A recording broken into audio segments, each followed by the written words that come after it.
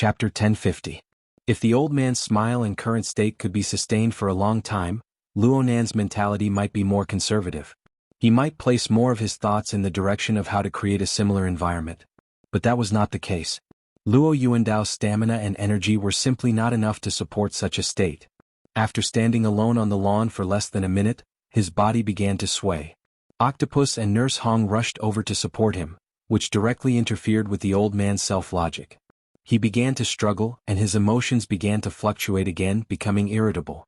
Under Luonan's gaze, the frail structure of the old man's body and soul entered a terrible state of chaos after a short few dozen seconds of peace and harmony.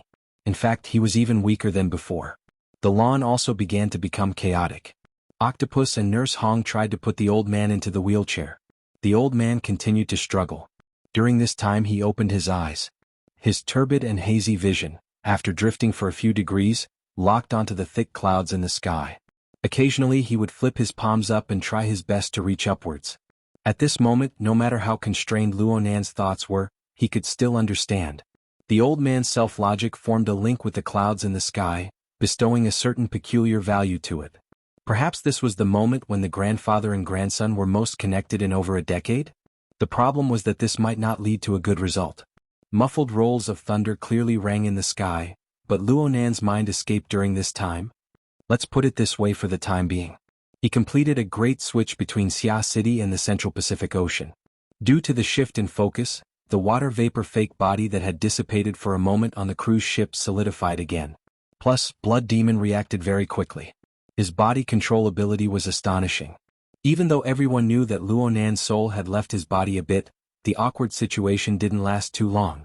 And at this time, Zhang Yingying's chain of calls helped Luonan out of his predicament. The signal came from Xia City, and it chased Luonan all the way here. Luo Yui, you've gone too far. The moment the call connected, Zhang Yingying opened her mouth and scolded, "You do whatever you want. It's fine if you don't follow the plan, but why can't you contact me at all when you're looking for someone?" Did I? Luonan's mind was still a bit absent-minded. Zhang Yingying's energetic voice sounded righteous. Didn't your communicator explode? Either the line is busy or you're not picking up. I can't tell that you're quite busy. Except for who else is coming to harass me? Luonan retorted in passing.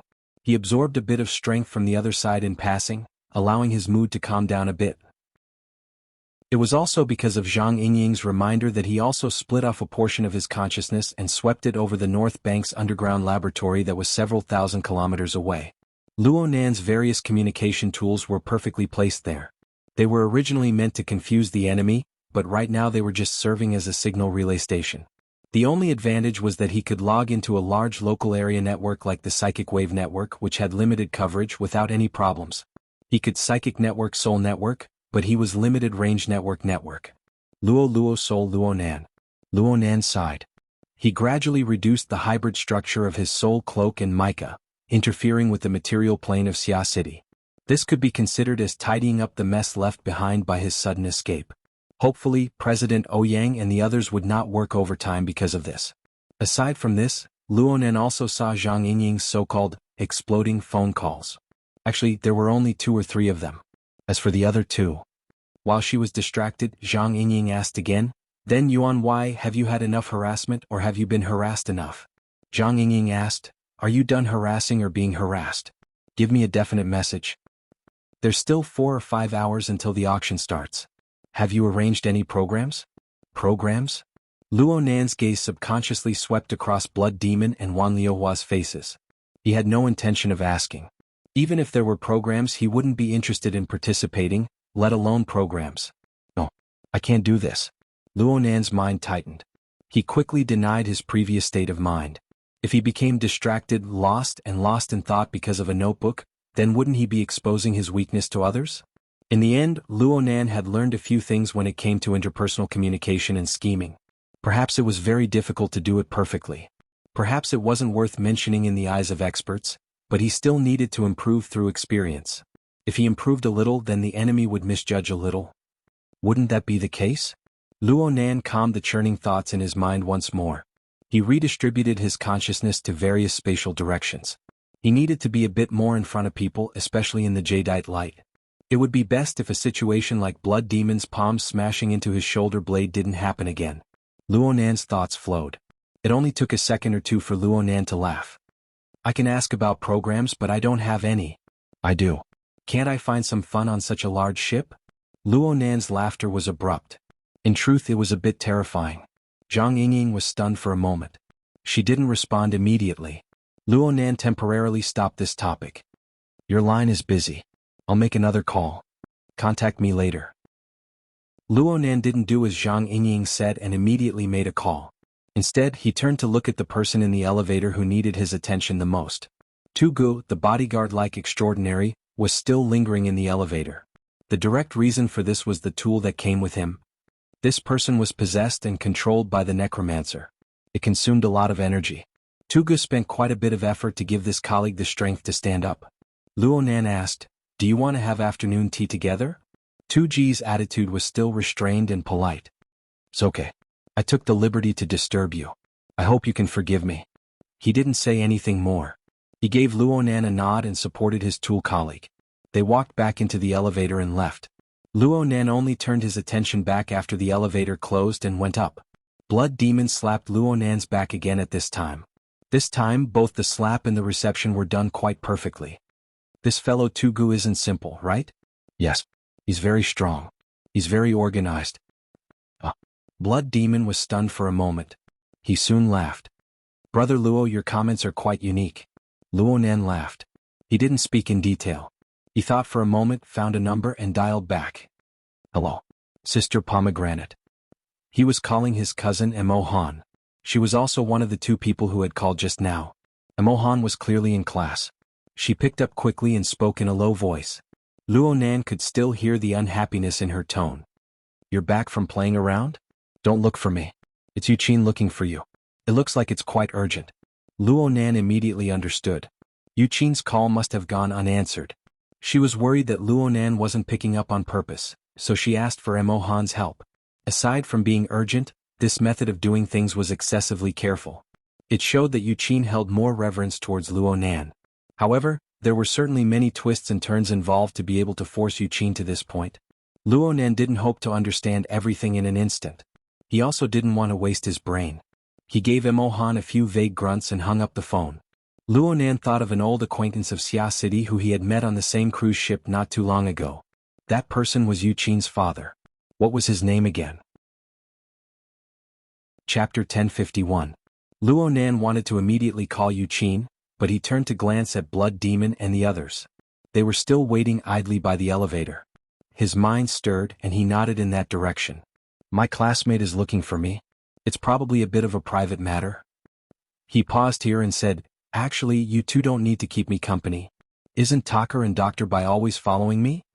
Bai Xinyan was fine, but Tucker's eyes were wide open. His words were stuck in his throat. Why am I always following you? Tucker's expression was rich, but the problem was that no one paid attention to him. Blood Demon and Wan Luhua looked at each other. We're being ignored. Okay, this is a joke.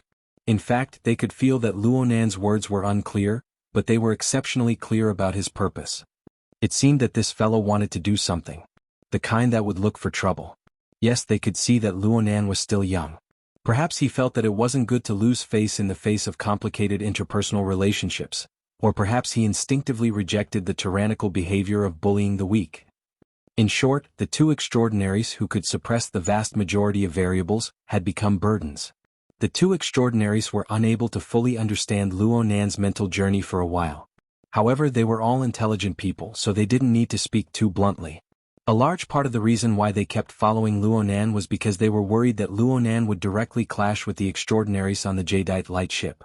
It might even escalate, adding variables to their future plans. Right now, the most troublesome few people had either directly or indirectly met face to face.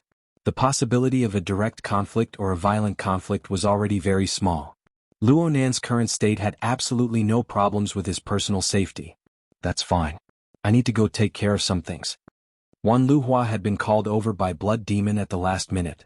As a high-level member of the Eye of Secret Deeds, there were quite a few matters that needed to be taken care of before entering this huge maelstrom. Wan Luhua did things in a straightforward manner. Since she had spoken, she didn't stay any longer. She entered the elevator, turned around and smiled at Luonan. Call me anytime if you need anything. Luonan bowed in thanks. Seeing the elevator door close, Blood Demon impatiently clicked his tongue twice. Your luck with women is quite good. Don't look at this Master Style smiling all the way here. He's usually a fierce character. Luonan ignored these senseless words. He just asked, what about you, Mr. Blood Demon? What are your plans? Blood Demon, who was despised again, was still smiling happily. Actually, I hired you to be my artist today. I didn't expect that we would get along so well, and many of the drawings went beyond the scope. Some words came out of the Blood Demon's mouth, but the meaning was the same. I originally wanted to bring you to experience a few small circles, but since you have your own ideas, I can't force you. Since I've already said it, I have to do something about it. How about this? I'll make the arrangements and see if I can find a few who don't look so repulsive. I'll call you later. Okay. Luonan answered in a straightforward manner. Why isn't there any sincerity? Didn't you agree? This is a bad omen. The Blood Demon chuckled and said no more. Without using the elevator, he turned around and left with a smile on his face. In this way, only Luonan, Tucker, and Bai Xinyan were left in the elevator. From the beginning to the end, no one asked for their opinion. Bai Xinyan was calm and collected. In comparison, Tucker was a little impatient. Yes, perhaps it was because he had lost 2 Nemesis characters in a row, but he was finally able to breathe. His courage grew when he was angry. After hesitating for a moment, Tucker finally asked the question. Roro. What do you want me to do? He emphasized the word, I, and blurred out the words Uncle Luo at the same time. Luonan didn't mind. He just laughed. Be a bodyguard. Since when am I a bodyguard? Aren't you? Then let's be clear about it. Tucker was speechless for a time. Clearly, Luonan wasn't going to reason with him. He could only blame Blood Demon for his terrible demonstration. Luonan really did have a plan for using Tucker. He had a plan on the plane, forming a basic train of thought. It was just that the details were not clear. The main thing was that Luonan's previous experience might not be useful. In any case, there were still a few hours left. This fellow looked like he had rough skin and thick flesh. He should be able to endure being tossed around. Luonan had a plan in mind, so he no longer paid attention to Tucker. He had to take care of some miscellaneous matters before doing proper business. He activated his wristband from several thousand kilometers away and contacted Yuqin. The call was answered in an instant. Mr. Luo. They were classmates and alumni. This form of address was far too polite. It was a deformed beginning. It was hard to avoid awkwardness later on. Yuqin wanted peace of mind. Fortunately, they were gradually getting used to it. My father asked for your number just now, Mr. Luo. I didn't tell him directly. Yuqin's words were polite, but she went straight to the point. She really wasn't in the mood to engage in small talk. I think that he might have encountered some trouble. His mind is uneasy. Otherwise, he would have remembered that he contacted you through me at the end of last year. Oh, something like that happened. Luonan nodded. He remembered this detail as well. At the same time, he felt that the nickname Xian that the doll gave Yuqin couldn't be more appropriate. She always had an intelligent and calm personality. My father is currently on the Jadeite Light. He said that he saw you not too long ago. Yes, that's right. Yuqin didn't ask why Luonan was there. Of course, she didn't say that Mo Han still believed that Luonan was still in closed-door training in Xia City's laboratory.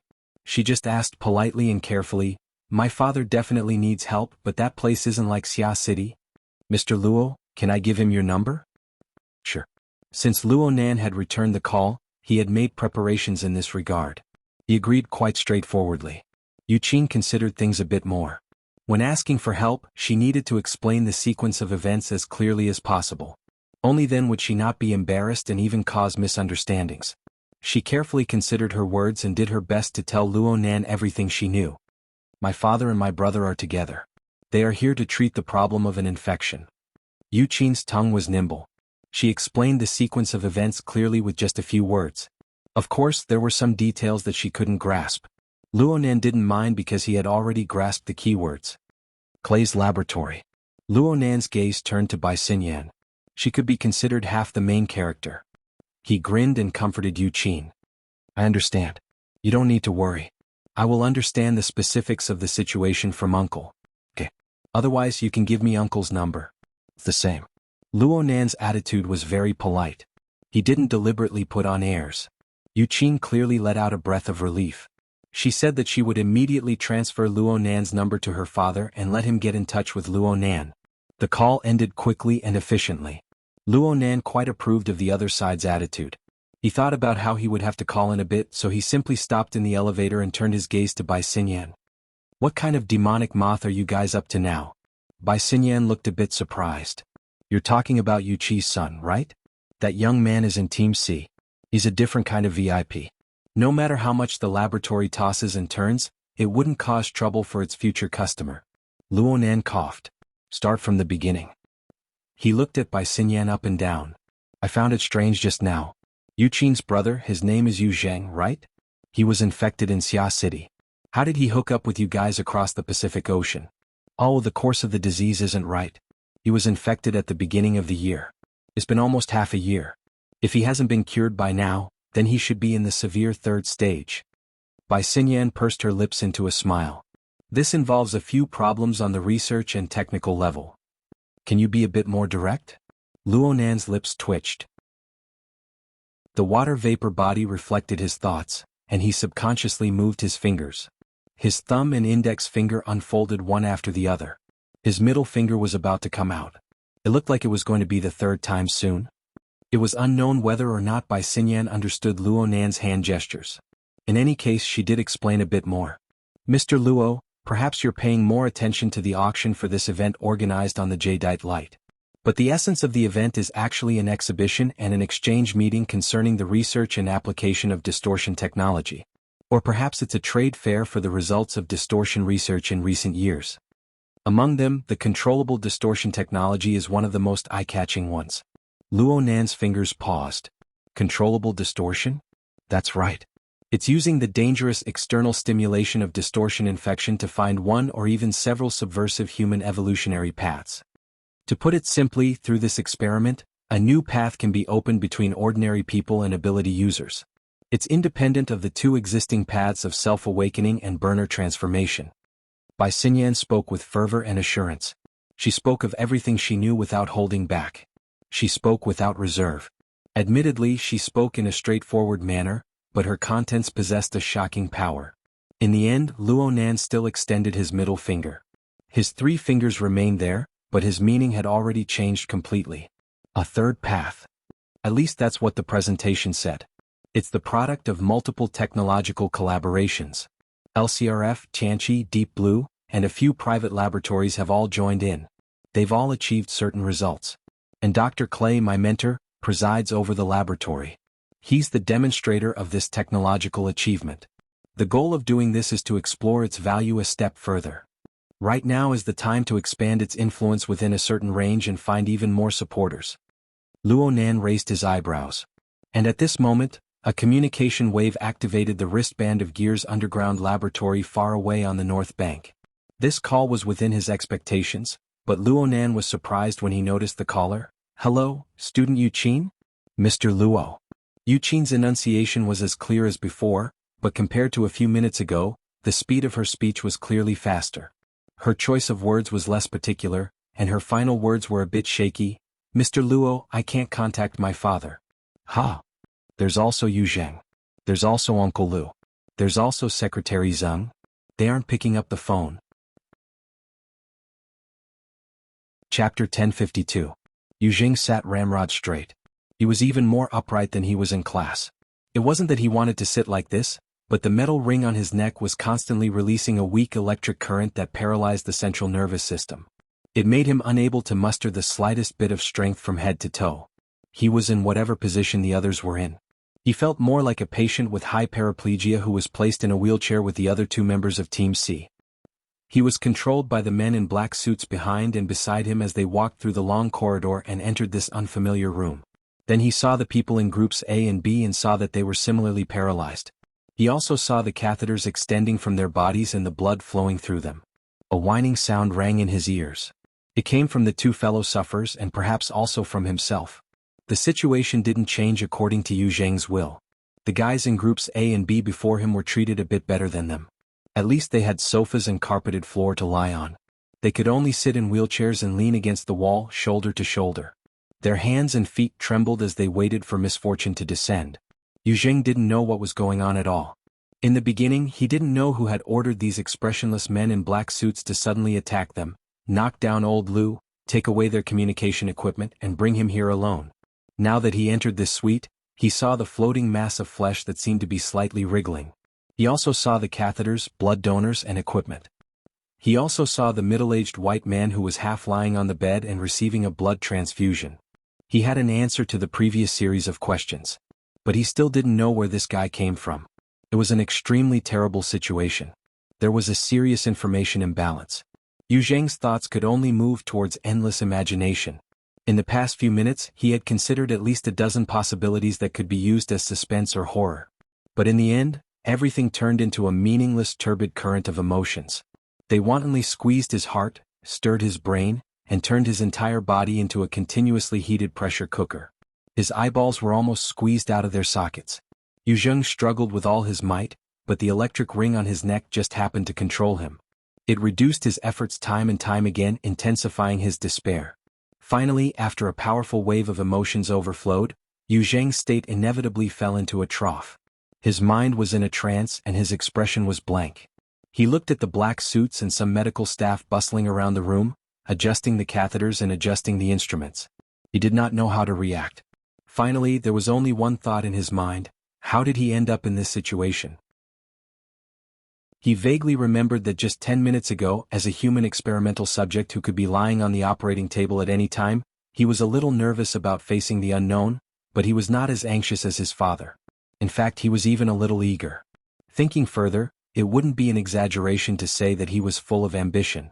In his opinion, being a lab rat was nothing. All he needed was the ability to bite open the cage. That's what he said, that's what he really thought. But in the current situation, was there something wrong? The script of his life shouldn't be like this. When did I go astray?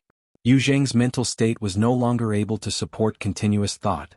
Very quickly, a few beautiful faces of the opposite sex that he had an intimate relationship with and had participated in many sports with flashed through his mind. It was during that event that he became a mutated infected person. No, that's not right. Yu Zheng's thoughts flickered once more, and the face of a beautiful woman appeared faintly in his mind. She seemed to be called, what was her name again? He really couldn't remember, but the appearance of another male youth that appeared soon after became exceptionally deep and clear. Luonan. Right, it was because of that beautiful woman that he and Luonan became enemies. Things became awkward from then on. Even though he was infected later on, it was to a large extent because he entered the circle of unfriendly people with Luonan. During this period, more and more information about Luonan came to his family. Though Yu Qin and his father intentionally hid it from him, did they really think he was stupid? Even if he was really stupid, a few things were strung together after he came into contact with Clay's laboratory. Yu Zheng had to admit that he was very irritated when he heard the name Luonan. He really hated it, but there were a few other elements that were closer to the category of envy, jealousy, and hatred. Yu Qin often bragged to his father behind his back about how amazing this kid was and what abilities he possessed. Later on, he came into contact with Clay's laboratory and heard about the corresponding group. But basically, most of it was just hearsay. At the very least, Yu Zheng didn't feel it too much. After all, he had only fought with Luonan once in a virtual game. What he saw and heard afterward were all about Luonan's powerful connections and his inexplicable high social status. Through his deliberate understanding and partial imagination, the relevant concepts could only be manifested in a way that he could understand. Look, that kid who hasn't even shed his fetal hair has a so-called supernatural ability. Beauties immediately fall in love with him. He can call the wind and summon the rain, and he can act unscrupulously. If only I could do this. This was the greatest driving force that pushed Yu Zheng to participate in this experiment. But how did things turn out like this today? If Luonan can do it, why can't I do it? How did he do it? What should I do? His chaotic thoughts set off a turbulent flow of emotions once again. Under the effect of the large amounts of hormones secreted by the human body, Yu Zheng's heartbeat grew faster and faster. He unconsciously began to take large breaths and his vision grew blurry. It was as if that petite and tender youth was standing in front of him. He just stood there without any expression, but that spot clearly sparkled with light. On the other hand, Yu Zheng's side was a sheet of darkness. The boundary between light and darkness wasn't clear. It was as if he could touch it just by extending his hand and stretching his neck. Yu Zheng subconsciously wanted to do this. He believed that he had done it because there was a change in his body, but in reality someone had pinched his chin and moved it back and forth a few times. Yu Zheng did his best to open his eyes wide, but his severely limited control over his body made it so that he could only see the black suit in front of him. He couldn't even see the person's face clearly. Instructor Wang? The state of C2 is unstable. Is that so? Then, let's put it aside for now. A knock came from the door before Instructor Wang could answer. The room was quiet, and Yu Zheng's thoughts began to return to normal. Perhaps he was stimulated by the words "put it aside for now."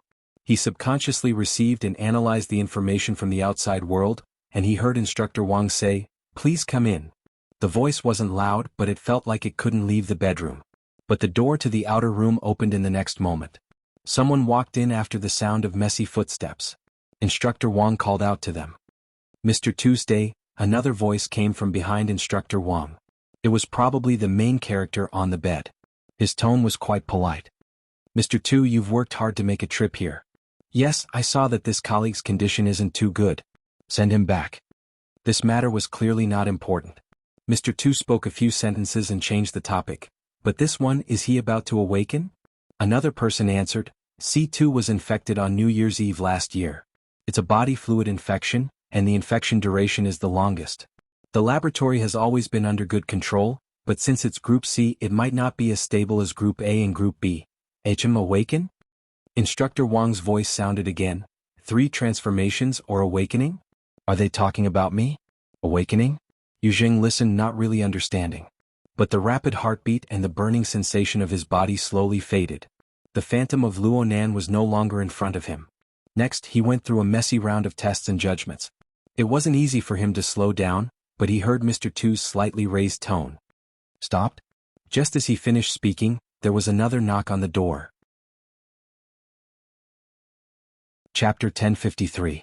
At the door of the suite, Tucker's calves were twitching as he looked at the still closed door. The thick wooden door could not block out the 2 cold and tyrannical auras in the room. He could be considered a strong person in the physical body, but there was still a qualitative difference between him and the 2 in the room. After all, that was an extraordinary. Tucker's brain was quite useful, but he could not understand it all. How did Luo Nan find this place? Was he really helping a classmate? Please, this reason. Tucker was speechless. On the other side, Bai Xinyan looked calm. Perhaps it was because she had been in charge of contacting the relevant parties and trying to communicate with them first, so she had no time to be nervous? T. Tucker would rather take over her task. After all, it was destined to be useless. Moreover, he could take the opportunity to spread some news. It was not that Tucker did not have such an opportunity on his way here, but he did not have the guts to do so. Luo Nan, who had been flipping through the notebook all along the way, inexplicably gave him an enormous pressure. It was as if there was an incorporeal demonic eye that could see through his internal organs, his mind, and his thoughts. Perhaps Luo Nan was even devising a plan to kill him? Even if it was a misconception, Tucker didn't have the guts to test it with his own life. He had been letting his imagination run wild for quite a while. It had been at least 10 seconds since he had knocked on the door, but there was no response from the other side. This was normal. He could sense the situation behind the door, so naturally the other side would not ignore the abnormalities outside. Maintaining silence was already a kind of attitude. Tucker hoped that things would end here. He hoped that everyone would have a tacit understanding to give each other some face and never cross the door in front of him. The problem was that the development of the situation was destined to not go as he wished. Luo Nan flipped to the last page of the notebook in his hands once more. Then he closed the notebook and let out a light breath. He spoke very calmly. Maybe he didn't hear it. Knock again. Tucker felt his scalp tingle as he listened. His heart was filled with unwillingness, but his arm was completely out of his control.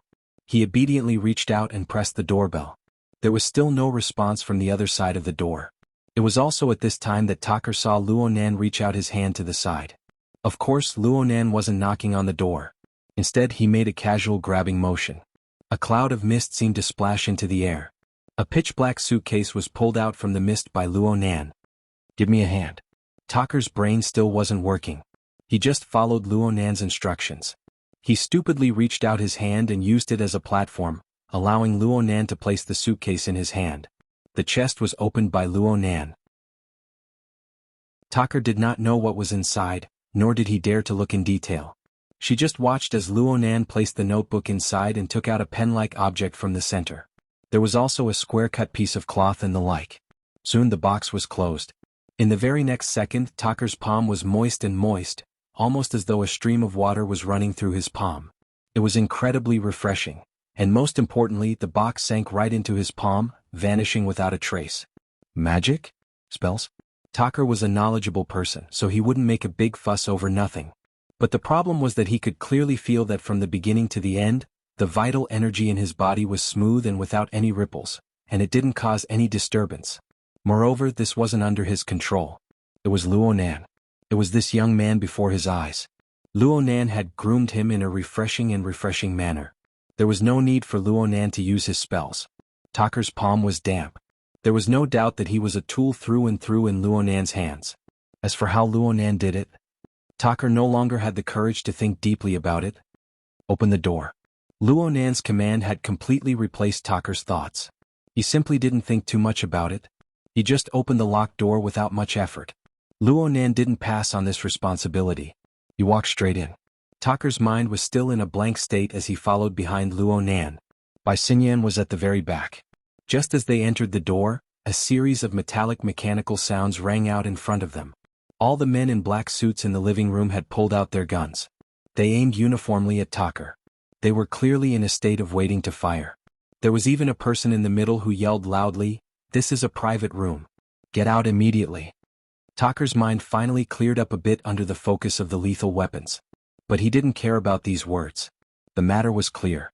Given the nature of these people, if a different group of people were to come in this way, no, they might not even be able to come in before they would be turned into a beehive by the bullets that shot through the door.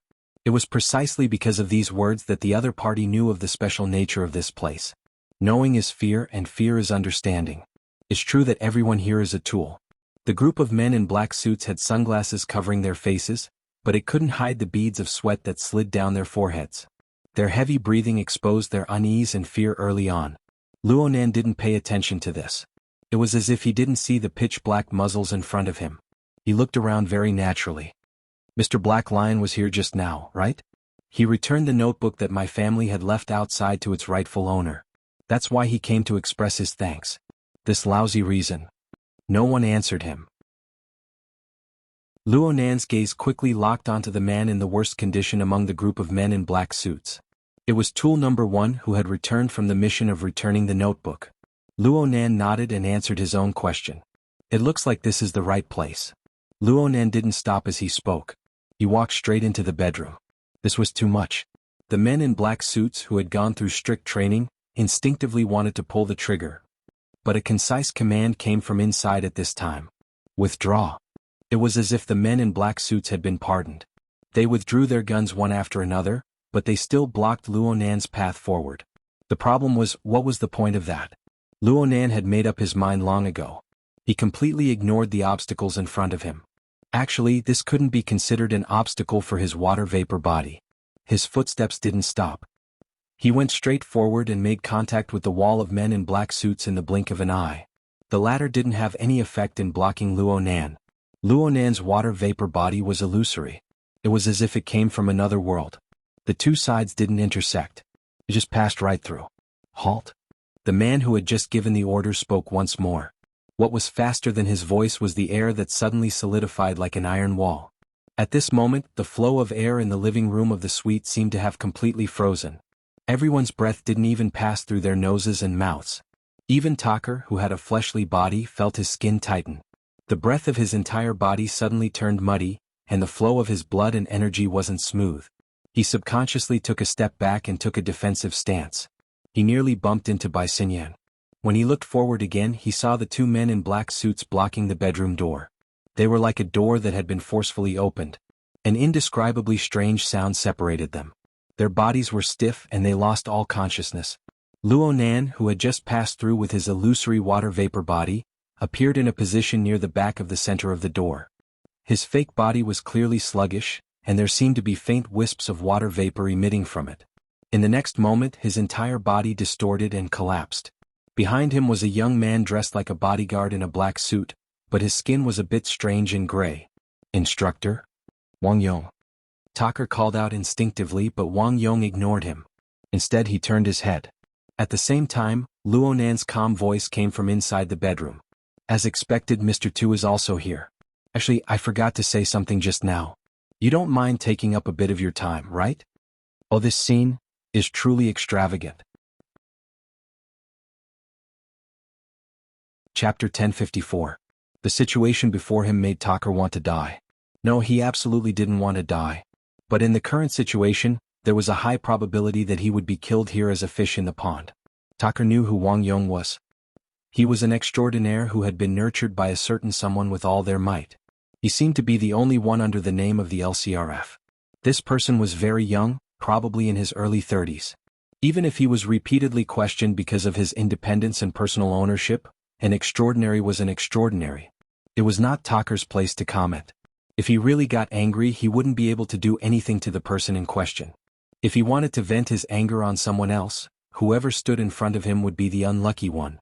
Wang Yong's skin color was already strange, and now it was even uglier. Tucker wanted to hide his body, but even though there were many muscular men in the suite, his body was the most conspicuous one. The thoughts in his mind could only be considered as wishful thinking. Fortunately, when Instructor Wang Yong saw that his line of defense had been broken through for no reason, he was stunned for a moment. Without even looking at Tucker and Bai Xinyan, he quickly turned around and rushed into the bedroom. In any case, the two of them wouldn't make any further moves. Indeed, Tucker and Bai Xinyan were very well behaved. They stood where they were and exchanged glances with the black suits in the room, showing their respect to each other. At this time, Luonan's line of sight had just finished cruising through the blood donors, the catheter network, the blood transfusion receptors, the relevant hubs, and the refining apparatus that filled the bedroom. In the end, he turned to 2G's face and said, 2 or 3 extraordinary circling around. Meaningless consumption and waste. This must be the legendary money ability. Luonan could see, at least from the perspective of others, that the situation in this bedroom was just a topic of conversation between Luonan and others. However, Tugu was not very cooperative. He maintained a calm attitude and remained silent. Luonan opened his mouth and the rest was very calm. He raised the brush and cloth in his hand and waved them in front of 2G's eyes. Earlier, I promised Mr. Blood Demon that I would draw a batch of portraits of extraordinaries for his magazine. Of course, the other techniques are too time-consuming. I'm prepared to give him a sketch. I hope he can accept it. I've tentatively decided on 13, but the problem is that the total number of extraordinaries I've seen might not be that many. It must be a lie. Tucker could not help but curl his lips when Ronan's voice reached the living room. Why is it that almost all of the news I've heard about you is about opposing extraordinaries? The other people in the room weren't interested in tangling with these details. Wang Yong, who entered the room after Luonan, fixed his gaze on the object in Luonan's hand. If Luonan relied purely on the semi-incorporeal quality of his water vapor body to pass through the living room's defense line, Wang Yong would have accepted it. But there was a problem. Luonan was holding a real object in his hand, so the penetration just now was completely unreasonable. To be more precise, it was beyond common sense. Wang Yong thought of a possibility. A spatial fault? Distortion? A space-time domain technique? That was what he thought and asked.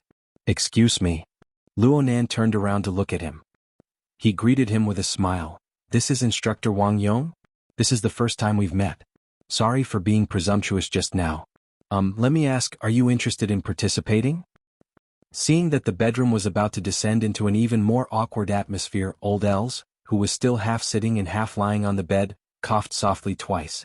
He was very restrained, but it was enough for the people involved to understand what he meant.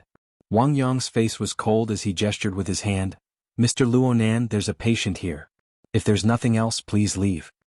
Does that mean you agree? At Luonan's age, once he began to pester endlessly, his temperament really did match. Tugu and Wang Yong weren't people who were good at talking. Their skill at feigning civility and sincerity wasn't maxed out. Normally it would have been fine. The power of extraordinaries could crush most obstacles. But they just had to encounter Luonan right now. And the situation was super complicated. The leaders of both sides of the conflict didn't have any intentions of directly talking to each other. It was impossible to guess Luonan's thoughts for now. But Old Els was clearly angry. Someone had directly barged into the bedroom and was deliberately ignored. Anyone would be angry in such a situation. For Old Els to be able to maintain his composure was already first-rate shrewdness. Half a second passed before Wang Yong replied stiffly, "This can be discussed later. Right now he's being treated." Treated who? Blood transfusions or blood donors? Luonan looked around once more at this exceptionally narrow bedroom that could already fit over 10 people. 9 blood donors and backup and 1 recipient. In his eyes, there were no secrets to speak of. If it's blood donors, then although these people can't walk properly, their central nervous systems have been disturbed by external instruments. They'll be fine once they've been dismantled. If it's said that they've been infected by a mutation, then they're all in the second stage right now. Even if their states are unstable, they can still be saved after a bit of tossing and turning. As for this, Luonan's gaze stopped on Wang Yong's face. He used his thumb to poke to the side, making it clear what he was referring to. His problem doesn't lie in his seemingly pure clone body. It doesn't lie in the mechanical backup of his soul information. Instead, it lies in his utterly terrible initial structural design. He hasn't sat properly since he was in the womb. Yes, whether or not he was born alive is still unknown. What's the point of tossing and turning? Luonan's words were thrown in Wang Yong's face. Wang Yong subconsciously swept a glance to the side of the bed, then he quickly shifted his gaze to stare at Luonan. Mr. Luo, the patient is in front of you. Please be careful with your words. Patient? This isn't a treatment. It's a life extension. That's not right either. Luonan endlessly defined and changed his words. At the same time, he let the special paintbrush spin between his fingers. It was the standard frivolous behavior of a youth, but anyone who had a deeper understanding of him could see that there was an element of malice within. In my opinion, this isn't a treatment. It isn't a life extension either. It's more like an investment. And it's not an investment in industry. It's a venture investment. There are some areas where investments are necessary, but self-righteous investments that waste resources can only be called extravagant and wasteful. Stopping losses early is the most appropriate thing to do. Of course, I'm not familiar with this line of work. I'm just borrowing it to make an analogy. Old Els coughed once more on the bed. This time, he simply cleared his throat and then spoke. I'm familiar with the field of venture investment. Perhaps we can help each other out. No matter who looked at it, this was Old Els taking the initiative to release an act of goodwill. It was for the sake of breaking the deadlock of mutual disregard and entering a normal mode of communication. But this required Luonan's cooperation. Luonan really did stop spinning the paintbrush. He used 3 fingers to pinch the bottom of the paintbrush, exposing the jade white brush shaft to everyone's line of sight. This included Luonan himself. He stared very intently at the paintbrush. He was talking about another matter. Lifespan is probably the most conspicuous indicator of a leap in the hierarchy of life. It is probably one of the most popular directions. Someone once said to me, laying down laws is like a pass. Piling up corpses is like a mountain. In order to surpass the limits and obtain the tinder, sacrifices are inevitable. But if we just sit on a mountain of flesh and corpses and watch others sacrifice themselves, then we casually toss out a few melons and dates and call it venture investment, then there's no meaning to it. There's an ancient saying, one man holds the pass against 10,000 enemies. I don't want to give the authority to open up the limits of the human race to the hands of this person. Mr. Tugo, what do you think? Chapter 1055. 2G's face was expressionless. His sunglasses covered his eyes, and he did not open his mouth to speak. This caused the atmosphere in the bedroom to fall into an extremely awkward state. On the bed, Old El's eyelids drooped down. His face was as heavy as water. He did not look at Luonan again, but Luonan's image had already been outlined in his mind. It was just that it was not clear. This was because he still did not understand what Luonan's goal was in charging into this place. Taking the initiative to attack in a disadvantageous situation, to advance as a retreat? This was very logical. Old matters. Resentment and revenge? Could be related to this. Or perhaps it was purely out of righteous indignation. Though this was laughable, it was not impossible at this age. Though he was lying on the bed, he still received some relevant information. If there was enough time and the atmosphere was suitable, Old Els was confident that he could unravel the cocoon. Unfortunately, this young man was close at hand right now, and his actions showed off his abilities. It was not that Old Els had never experienced this sort of thing in his rich life. Of course, he knew that the most reasonable method right now was to take a step back. At the very least, there was no need for Li Wei, Wang Yu, Abner, and the others to bear the brunt of this. And indeed he had done so. The problem was that the young man was pressing him step by step. Therefore, this was not an exchange or negotiation at all. It was a warning of death with a gun barrel pressed against his forehead. This young man really had the intent to kill stirred. Right now, he was more and more convinced that Luo Nan really was acting out of that laughable righteous indignation. Old L's eyelids lifted up slightly, and he quickly glanced at Wang Yong beside him. This was the assurance of consulting a professional. Wang Yong muttered to himself for a moment before nodding. Old L's understood.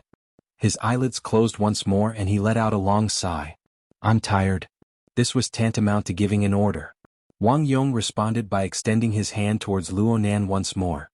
He gestured outwards, but Luo Nan nodded before Wang Yong could speak. Everyone's tired.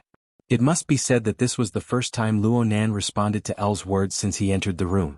His true intentions were revealed. Everyone should go wherever they need to go. What's the point of staying here and wasting resources? Tucker, come over and move people. Also, can you help out here?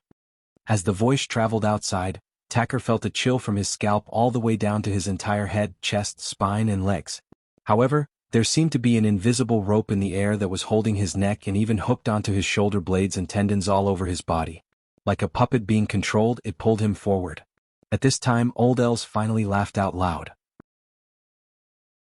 When he saw that Luo Nan was about to sweep the room clean of blood donors, he felt that his boots had finally landed on the ground. His heart actually felt a bit carefree. Mr. Luo Nan, these are specially arranged treatment equipment. It's best to listen to the opinions of professionals before dismantling and installing them, okay? Professional? Are you as good as me? For a moment, the people in the room were speechless. It was not easy for him to connect the sharp young face in front of him with the concept of an expert. Yes, isn't he a professional? In the past, Luo Nan was fully deserving of being a master of the mental side theory of the inner world. Not to mention the live broadcast that shook the entire world on the beach of T-City. Luo Nan had clearly established a domain of authority in the field of life configuration. Perhaps every major laboratory and scientific research organization in the world was still engaged in intense debates over Luo Nan's demonstration of segmentation, superconfiguration theory, and demonstration. However, anyone who wanted to question him would have to step over the sand monster that was created out of thin air and give a sufficiently incisive and fatal explanation. Perhaps there would be such a thing in the future, but right now Wang Yong could only forcefully block them with his stiff arm. Mr. Luo Nan, please leave immediately. I'm going to leave, but how? Luo Nan revealed a smile towards Wang Yong. Wang Yong's heart suddenly became alarmed. He completely relied on his instinctive reactions to mobilize the blood energy of his entire body. He instantly broke through the limits of the material body, shook the atmosphere, and rushed back to the abyssal region from the material plane. In the blink of an eye, the flow of air in the entire bedroom and even the wider area was completely under Wang Yong's control. A muffled howl rang out in the room, but it was soon cut off. Only the frequency of the high-speed vibrations of the air could be heard. It faintly resonated with the distant turbulence of the abyssal region. It lashed at people's bodies and minds, bringing about a suffocating pressure. Under the effects of the power of an extraordinary, the abyssal region and the material plane were truly separated by a paper-thin barrier. The mental side could borrow the power of the abyssal region to attack the material plane, while the fleshly side could exert reverse interference, destruction, and even deep utilization. This sort of unyielding and skillful mutual interference and mutual achievement was something that the fleshly side and below could not hope to achieve. The confrontation between the fleshly side and the mental side, especially at the level of extraordinary, required that the power not be released lightly. If it was released, it would hit. It was necessary to actively disrupt and destroy the power transmission model and route of the mental side.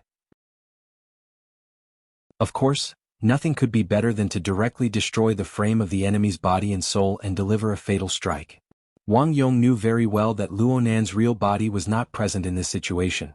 What was presented was merely a kiting thought, a long-range projection of soul strength. Luo Nan should not even dream of a fatal strike. However, this kiting projectile technique might appear to be extremely ingenious in its application, but it was destined to not possess high-intensity and long-term combat capabilities. Luo Nan was taking it for granted if he wanted to shake the area overseen by two extraordinaries. Wang Yong was confident that he could destroy Tu Gu in an instant in a direct confrontation. Not to mention that his and Tu Ji's abilities came from the same source. They could mutually complement each other, realizing the effect of 1 + 1 is far greater than 2. What Wang Yong paid the most attention to right now was still Luo Nan's mysterious and unfathomable space-time domain technique. No matter what level one was at, this was one of the most headache-inducing extraordinary abilities. This was because it deviated far too much from common sense. It was very easy to create unpredictable variables. Wang Yong immediately made his move. 80% of his mental strength was used to perceive the surrounding environment, and he exerted his strength to form a powerful interference against this area. This was all for the sake of quickly capturing traces of Luo Nan's operation in the relevant domain, locking onto the source, and destroying the critical power structure in one fell swoop. He needed to end this battle quickly. Old L's stake could not withstand being tossed about. For some reason, Blood Demon and Wan Luhua did not follow along. They could appear at any time. He needed to take advantage of the fact that the two extraordinaries on his side occupied an absolute advantage in terms of hard power. He needed to use the peerless defense of Tugu to back him up. He needed to eliminate the danger in one fell swoop while it was still in its budding state. As for how to deal with the aftermath, there were naturally more professional people who would worry about it. Wang Yong was a meticulous person. And because of his professional habits, he thought very far and very comprehensively. His judgment was indeed quite on the level. His powerful energy of blood and energy imprisoned the air and charged against the abyss, forcefully choking the flood dragon like turbulence. He seized the opportunity to subdue it for his own use. Luo Nan, who was at an absolute disadvantage in strength, had his water vapor body warp and blur. The stimulation, control, and conduction of his soul strength were not that clear. However, Wang Yong was still able to capture the strands that flowed in secret. They were like cow tendons and bowstrings. They hummed and trembled in the most chaotic corner. They shuttled back and forth within the incomprehensible folds of space. They each had their own direction, but they also intertwined and weaved. It was as if they wanted to turn this limited space in the bedroom into a magic cloak that could be easily manipulated. This was already the limit of what Wang Yong could sense. Some of it was even a figment of his imagination that relied on theory and experience. He was even more unclear on the details and purpose of Luo Nan's wave of movements. But this was already enough to help him capture the relatively clear range of effect of the power. He immediately mobilized his most advantageous power to forcefully break through. This series of senses, adjustments, and force exertion were rich and complex in detail. But when restored to the range that the vast majority of people could see, it was nothing more than Wang Yong taking a step and swinging his arm. There weren't even any clear movements of a punch. The entire bedroom, including the living room outside, suddenly sunk into a stifling silence. What followed was the frantic wringing of blood under the effect of the difference in internal and external pressure. Practically everyone's blood and energy instantly surged to the top of their heads in this simple movement. This had nothing to do with emotions. It was completely the power of an extraordinaire. It dominated the direction and flow of everything within the relevant range. Aside from Tugu, the only one who enjoyed immunity was Old Els. He maintained his original posture as he watched Luo Nan's body, which he could not see any abnormalities before, suddenly warp and turn incorporeal. It was like the gurgling smoke of a humidifier. Soon it disappeared without a trace. As for the blood donors in the room, as well as the bodyguards and personal staff who were caught in the crossfire, each and every one of their faces were flushed red. Some of them were even on the verge of collapsing. They were on the verge of fainting. Old Els frowned as he sighed in admiration at this supernatural power. He did not know whether or not this sort of attack would negatively affect the blood donors. Frankly speaking, he did not know whether or not it would negatively affect his own treatment. He hesitated for a moment, but he still chose to believe in the professionals. He did not say anything to interfere. He just narrowed his eyes and attentively sensed the changes within this body. If everything was normal? Old Els suddenly felt his heartbeat speed up, and it was completely irregular. It was like the problem of atrial fibrillation that had accompanied his body for dozens of years. He was not unfamiliar with this phenomenon, yet it came without reason. Old Els suddenly opened his eyes. And at this time, the various instruments that had been connected to his body all this time had already issued an alarm. Old Els felt that he should be a bit calmer, but the increasingly intense fluctuations of his heartbeat made him call out in a low voice. Wang Yong. The first to react was not Wang Yong. It was Tugu, who had been standing at the end of the bed all this time as the last line of defense. His reaction was very strange. He suddenly turned his head amidst Old El's cry. His line of sight was directed at the deformed sarcoma that was suspended in midair. It was connected to many conduits. This was the core transformation center provided by the Black Lion. It was the key to treating Old El's illness. Over here. 2G's reminder was directed at Wang Yong, but Wang Yong himself had moved a bit earlier. He directly extended his hand to grab the sarcoma. Old Els was a bit baffled. He was actually able to follow this series of changes in movement. He was even able to see that before 2G's palm touched the sarcoma, the ugly little thing had already begun to throb on its own. It was like a heart that was exposed to the outside, or perhaps it was the only organ of an invisible fiendish demon that could be captured by the human eye. This was all Old Els could see. After his violently trembling heart broke through a certain threshold, it instantly destroyed his observation ability and crushed his rationality and will. He pinched his chest hard, wanting to speak, but he could no longer spit out a word. He could only vaguely hear Wang Yong's angry shout. Chapter 1056. The sudden collapse of Old El's heart rate also destroyed the offensive and defensive design and tacit understanding that Wang Yong and Tugu had formed. Wang Yong was actually at a loss for a time as Old Els twitched and struggled for his life on the bed. Where was Luo Nan? What kind of method would he use? How did he do it? At this moment, Wang Yong's surging qi and blood covered every inch of the bedroom and formed a highly compatible resonance with the turbulence in the abyss area. According to common sense, there was no creature that could stir up trouble in this kind of environment. Even if it was a darksider life form of legend, as long as it approached the material plane, it would similarly leave behind traces in this kind of powerful force field. Wang Yong could accept Luo Nan escaping into the depths of space, entering the depths of the abyss region, or even ascending the polar domain when Luo Nan saw that the situation was far from good. He could use his usual logic to explain it. But now, what was going on with the bright red sarcoma that was pulsating freely in the air and seemed to possess an incredible life rhythm? The tentacles, that were originally delivering the transformation fluid to Old Els, were baring their fangs and brandishing their claws in the air. What's going on? Seeing this, Wang Yongda had to make a temporary conclusion. He didn't know when, but the core of Luo Nan's power, which he had been sensing and capturing all this time, had already shifted to this ugly red sarcoma. In other words, Luo Nan had obtained control over the sarcoma. He had precisely grasped the most core link of the entire treatment system, directly threatening Old El's life. Even if it was just a clone, it wouldn't be easy for someone to steal their base, but it was still under their control. 2G's reaction was already considered fast, but as Old Ayres struggled on the bed, he had to stop his palm that was already reaching for the tumor. Tugu was very clear, and so was Wang Yong. If this clone died here with Old El's terrible condition, he really did not know if he would have another chance to calmly move. What was the Black Lion doing if such a deadly piece of equipment was casually stolen by others? What were the two of them doing at the scene? Tugu was still alright, as he was always calm and collected. As for Wang Yong, his originally ugly complexion was now covered with a layer of oily sheen, as if venom could come out at any time. The other people in the room had suffered from the blood vitality impact just now and were purely a burden.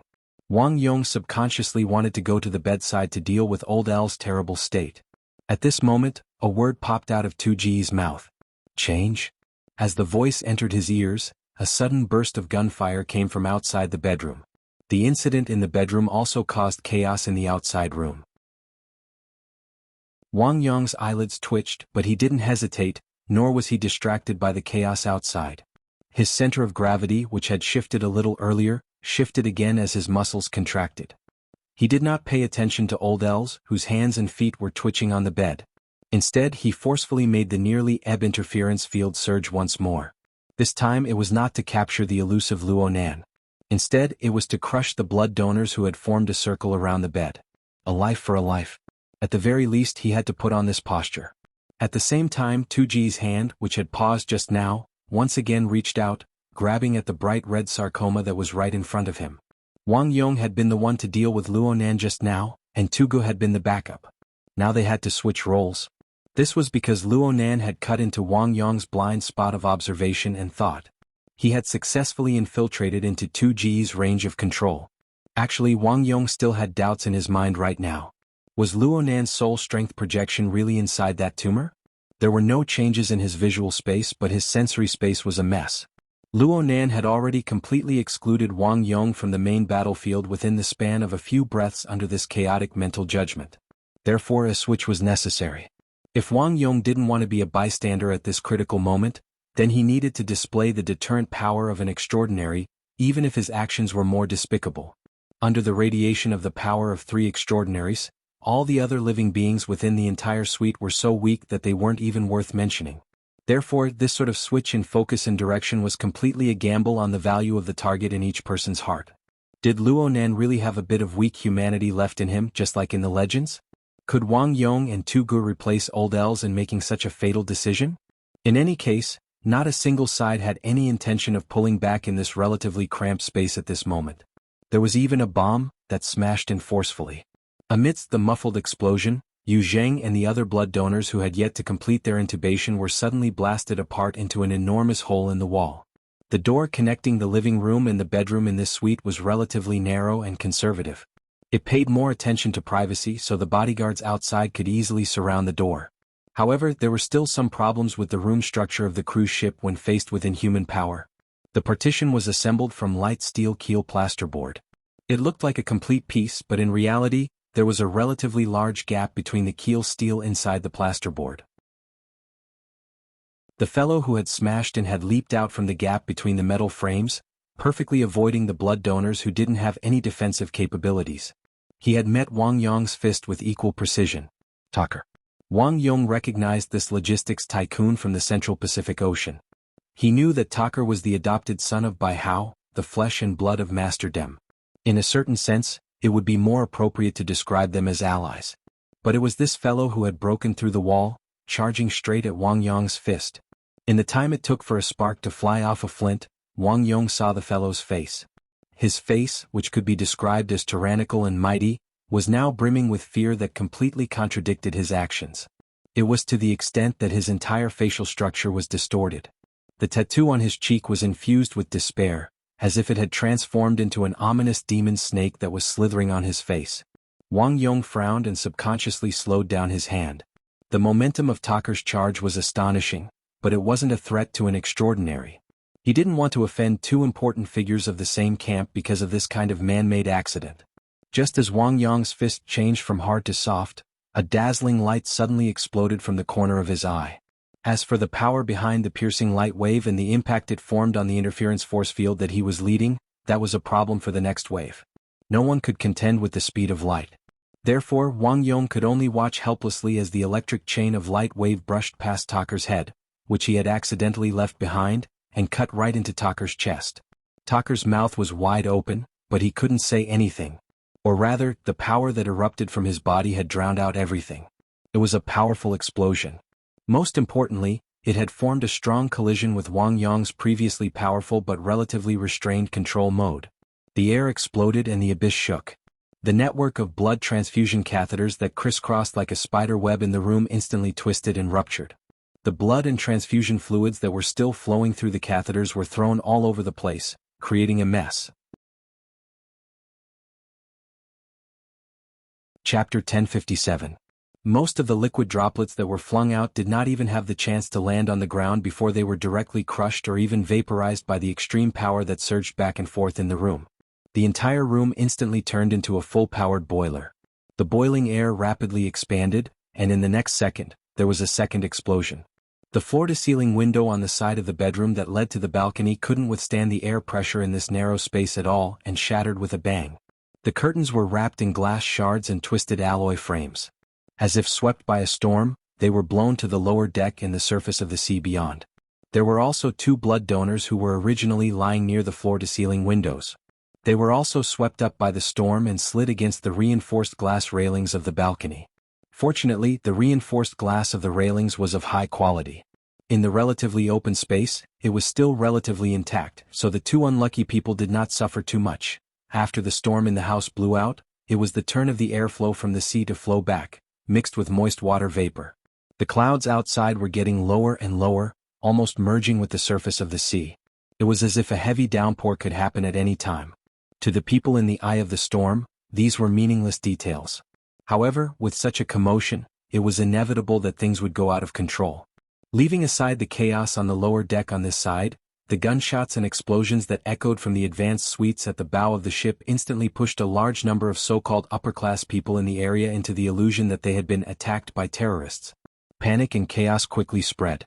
Compared to the imaginary commotion caused by the fragmented information, the explosion in the Abyss district that changed from restraint to unrestrained was obviously more intuitive for some people. Once again, the Jadeite light cruiser was too small for an extraordinary. Everyone was able to pretend that they didn't know anything during the first wave of attacks. But when the sudden and powerful clash appeared, The minds of the many extraordinaries, who were previously confused and dizzy by Luo Nan's endless scriptures, couldn't help but be roused. They cast their senses over here one after another. Everything was open and aboveboard. This was especially true for the few psychics. In fact, some of the B-class mental side experts could also sense this commotion. However, they were limited by their abilities, or perhaps they were directly scared off by the dangerous environment where extraordinary consciousness is gathered. Without a doubt, attention was also a distraction. If it was any other time it would have been fine. However, the current Wang Yong was being stirred up by the continuous changes. Once it dispersed. How unlucky. But then again, the way this energy works is so familiar. Who was it again? Regardless of the reason, Wang Yong's absent-mindedness had indeed given Tucker some space and time to stretch himself. And Tucker did indeed seize this opportunity. Well, let's just say he did. His body, which was far more robust than an ordinary person's, was driven by that explosive power. Like a bowstring that was released after it was fully drawn, he suddenly stretched out, not caring about any damage. Blood had already seeped out of his ears, nose and mouth, and his eyeballs were completely red. It was obvious that withstanding this kind of power that exceeded the limits of the human body was a huge burden on his body. However, the fact that he was able to withstand this power without dying proved that he had the qualifications to struggle for survival. His mouth was still wide open, and no discernible sound came from his throat. There was only a muffled explosion that directly compressed the air and forcefully broke through Wang Yong's control. It was as if a clap of thunder rang in his ears. Even earlier than the thunder, there were bolts of lightning and fire. However, this wave of lightning and fire did not pierce through Wang Yong's back, but directly burst forth from Tucker's body. This time, even if Wang Yong was a fool, he could finally capture that familiar feeling and turn it into a definite concept. Electromagnetic direction. Jin Tong. Wait a minute, Tucker seems to be electromagnetic as well? Useful and useless thoughts constantly intertwined and influenced each other. While Wang Yong was absent-minded, Tucker, wrapped in dazzling electric chains, charged forward like a mad bull, charging straight into Wang Yong's midsection. It had to be said that Tucker's control over his power was extremely crude, and there were also some subtle and ambiguous areas in terms of its level. However, the power he was currently carrying had indeed become a substantial threat to Wang Yong. Wang Yong's eyes were cold. He returned a punch, parried his elbow, and lifted his knee. His perfect control over his power allowed him to effectively mobilize the blood and qi in his entire body. It seemed like he was defending, but he was actually using defense as offense. By relying on his perfectly synchronized interference and control over the material and spiritual planes, he dispelled Tucker's powerful initial attack and seized the opportunity to counterattack. When his knee fell, the entire floor of the bedroom shook and deformed like waves, and the state of the room became even more unbearable. The electric chains that came charging at him were like flowing water. They streaked across the edge of Wang Yong's reef-like defensive force field. Even though a small portion of it managed to penetrate through, it only made one side of his body feel slightly numb. Wang Yong, on the other hand, took advantage of his steps to agitate the gathered blood and qi and fused it with the turbulence he subdued in the abyss region. With a hidden explosive force, he struck Tucker's side abdomen with an uppercut. This punch was extremely ruthless. When it hit its target, Tucker's body seemed to have been electrocuted. His body twitched and jumped, and the lower left half of his ribs were immediately crushed. The explosive sound that came from his wide-open mouth was also cut off by the bloody foam that came out from his mouth. Wang Yong furrowed his brows when his attack succeeded. Due to the force of his punch, the back half of Tucker's body slid sideways. Tucker's previous jumping was essentially like a slippery loach. It cleverly dispelled the heavy injury that would have dislocated all his internal organs. His body also fell to the side, coincidentally avoiding Wang Yong's attack. This should have nothing to do with Jin Tong or electromagnetic energy. Instead, it should be the foundation of yoga, which was a traditional practice in the subcontinent.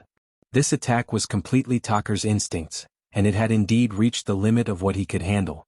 His blood-red eyes had lost their focus, and his mind was completely muddled. The direction in which he fell was exactly where Tugu was. The entire bedroom was not very big, especially the area at the end of the bed. There were also the blood donors placed by the wall. Wang Yong, Tugu, and Tucker were all extremely strong people. The three of them piled up there, filling up the entire area. Other than the moment when Tucker broke through the wall, all his other movements had to be executed in the space of an inch. After all, Old Els was not completely dead yet, was he? Taker's fall had indeed caused him to crash into 2G's back. The electric glow on his body flickered, and he still looked very intimidating. Wang Yong reached back and grabbed Taker's back. It was also at this opportunity that Wang Yong glanced in front of Tu Gu. He saw that this expert, who was even more powerful than him, had just grasped the bright red tumor in his palm. Then he exerted his strength. Following an indescribable strange sound, the entire tumor was forcefully crushed by Tu Gu into blood and flesh. The blood and flesh splattered out from the gaps between his fingers. Some of the flesh directly hit Taker's face and it was a bloody mess. So ruthless, but it's considered a success? Naturally, such a thought flashed through Wang Yong's mind. But in the next moment, a sharp and ear-piercing hissing sound exploded. It was filled with madness and chaos. The source of the sound was 2G's palm.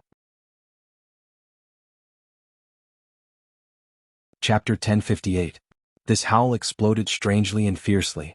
It had a kind of reckless intent of annihilation. Its characteristics were like a barrel of intense kerosene.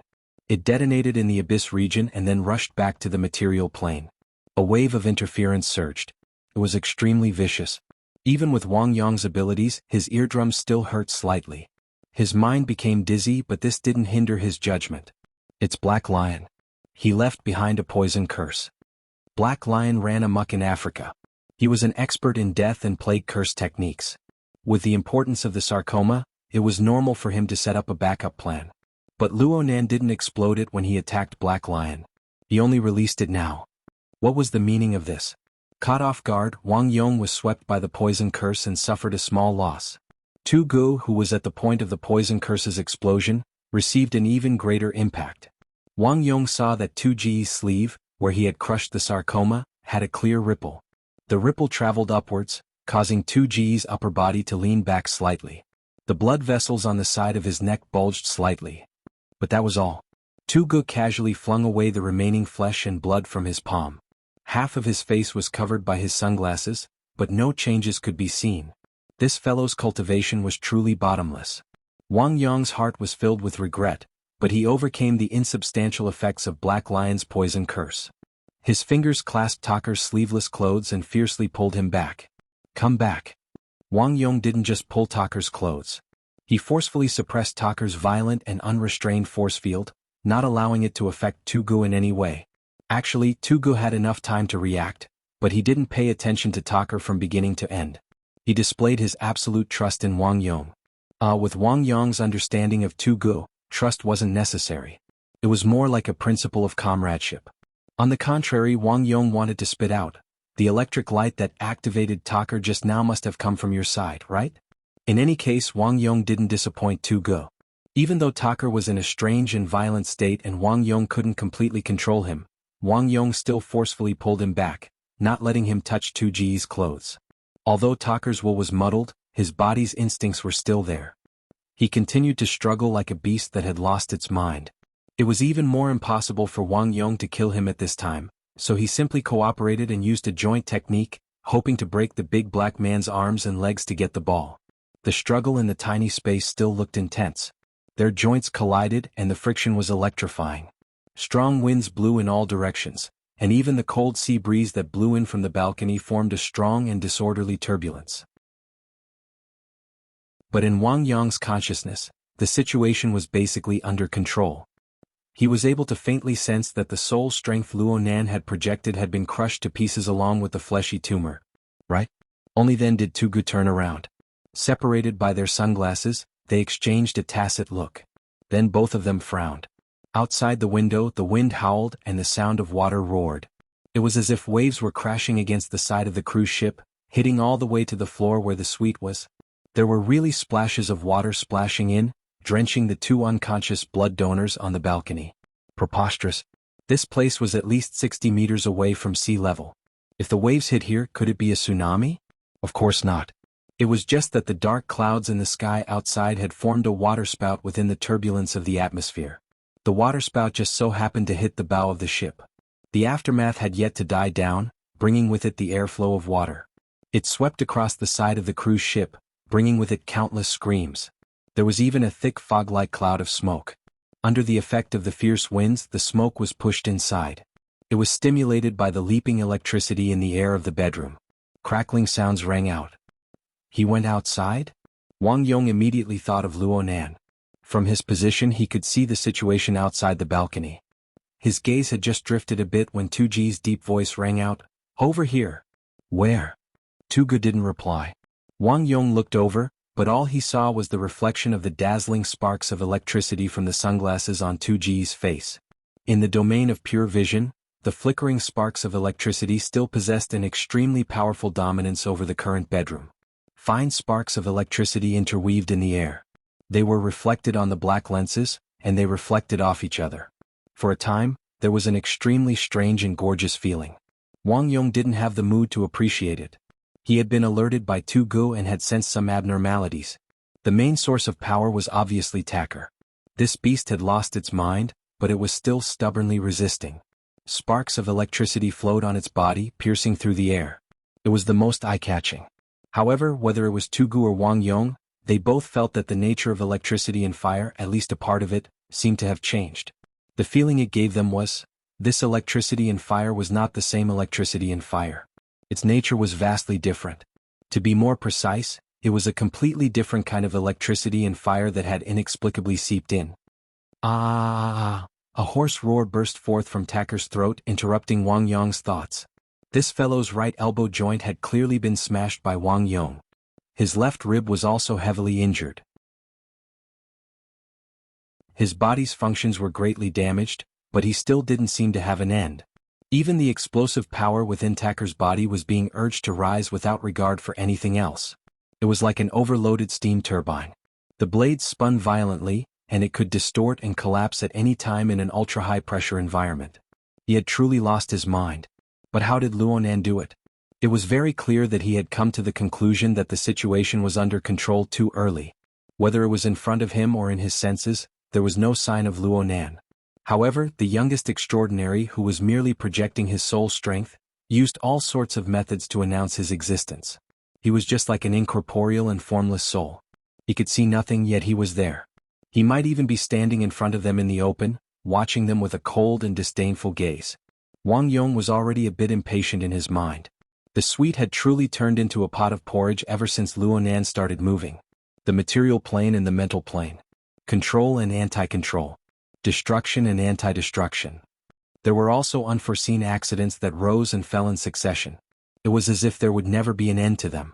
Yet these damned accidents always showed their dirtiest butts to Luo Nan. They only showed flattering smiles to Luo Nan. It was very easy for one's mental state to explode after encountering too many of these accidents. Wang Yong gradually came to a realization. Luo Nan's vision and level were clearly not limited to a simple line of sight. He wasn't restricted to people. He wasn't stagnant with objects. Instead, he was able to manipulate and mobilize all the operational resources in the surroundings, integrating them into an inconceivable domain. This was the difference between the mental side and the fleshly side. But for a 17-year-old kid to accomplish this, Wang Yong's hand suddenly went numb.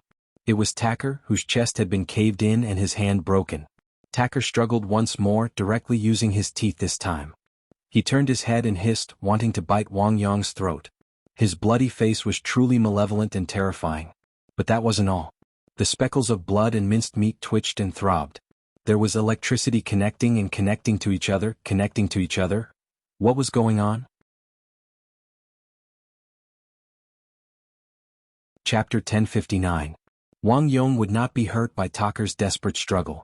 He exerted more force with his arm that was holding Taker's joints. With a muffled sound from his shoulder blade, Taker's body involuntarily bent down. No matter how white and sharp Taker's teeth were, it was no use. However, looking at the extremely active blood and plasma on Taker's face, as well as the crisscrossing electric network, Wang Yong finally understood where the alien electric fire that had inexplicably seeped into his body came from. Taker no longer had the strength to fight back. Wang Yong also had the mental energy to ponder the mode of operation of this alien electric fire, but for a moment he was completely clueless. He subconsciously freed one of his hands, wanting to exert some interference to see if he could use it to uncover part of the inner mechanism. "Don't move!" Tu Ji's shout pierced his eardrums. His sternness was unprecedented. Wang Yong's finger stopped right in front of Taker's face. Taker, who had been frantically struggling, also froze. Even Wang Yong was confused. Who was Tu Ji's shout directed at? Before he could clear his doubts, he saw that the blood and flesh on Taker's face, which were attracted to each other, were sinking down. Or rather, Taker's facial skin, together with the blood and flesh, had turned into clay or dough that could be kneaded at will. Moreover, it was much more delicate. Wang Yong saw that Taker's facial skin was torn apart by his fingertips, revealing densely packed blood vessels and neural networks. It was the most sophisticated circulation and control network of the human body that was accepting the foreign blood and flesh, threading a needle and stitching them together. It was precise and unbelievably fast. It was as if the front end of each other was a well-designed yin and yang magnetic pole that was perfectly fitted and matched each other. But this was definitely not the case for them. Then, this was simply a power of creation that erased all disharmony, turning this incredible reconstruction into the most relaxing and pleasant automatic process. This was the so-called uncanny workmanship. Wang Yong even saw some of the extremely secretive and crucial nodes of the circulation of qi and blood in the human body, especially in the head area. This was a detail that he had yet to fully explain. Wang Yong could not continue. Originally, he wanted to see 2G's expression and reaction, but when he encountered such a miraculous scene that made him speechless, he forgot to raise his head for a moment. He also completely forgot about the idea of interfering and destroying. After 2 seconds, 2G's thick and powerful palms slowly reached out from behind Taker's stiff body, as if he was going to do the same thing as what Wang Yong had planned. Don't move. This time it was Wang Yong's turn to stop. Tugu seemed to have said something, but it was too vague for Wang Yong to hear clearly. However, it was also at this moment that the two extraordinaries beside them simultaneously sensed yet another tumultuous change within Taker's body. Wang Yong's feeling was more direct, because his hand, which was twisting Taker's shoulder joint, was suddenly bounced off by a strong magnetic field that suddenly increased in power. Taker himself, on the other hand, did not move. At this moment he was no longer a powerhouse that possessed initiative. Instead, he had transformed into an exhibit that was constantly being innovated. The big guy, who was already riddled with scars, half knelt on the ground, his body stiff.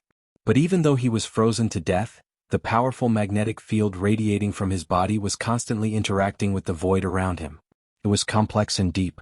It was completely different from his previous berserk and restless state. Jintong.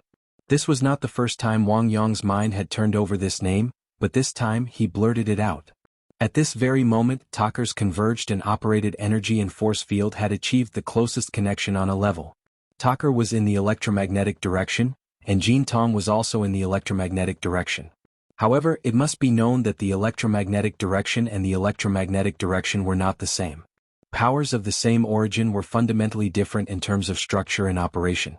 This was the fundamental standard to distinguish extraordinaries from ordinary cultivators.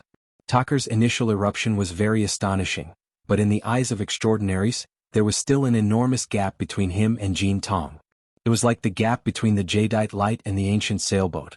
But at this very moment, this essential gap of time and generation was inconceivably bridged and equalized. Even if it had not been tested in actual combat, even if it was just for show, it was still an astonishing achievement to be able to scare two extraordinaries. This was absolutely not something Taker could do. In this current situation, Luo Nan, and only Luo Nan, was able to use his inconceivable structure ability to complete this astonishing leap between generations. It seemed that the tumor, which had already been crushed, had played a very crucial role. The problem was, where was Luo Nan? What ability was this? What kind of operation was this? Wang Yong discovered that he had fallen into a dead end in his thoughts. It was fine if he did not think deeply about it, but once he did, he became so irritated that he wanted to explode. He should give up as a bodyguard. Therefore he asked a person who was more likely to know the answer. Mr. Butcher. Before he could finish speaking, the wind whistled.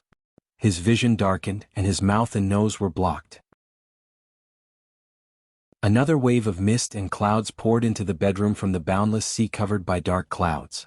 Compared to the previous wave, the mist was much denser. It was to the extent that one couldn't even see their fingers in front of them. On the contrary, when the lightning flickered on Taker's body, a few silhouettes were illuminated. It was reasonable to say that someone of Wang Yong's ability would not be confused by it. However, the mist and lightning before his eyes were absolutely not the external appearance of the material plane. Visual experience did not count. In fact, the two did not undermine each other. On the contrary, they interweaved and blended together, connecting the material and mental domains to form their own layout. Wang Yong's mind swayed a bit in that instant. He practically believed that he had sunk into the depths of thunderclouds 10,000 meters in the sky.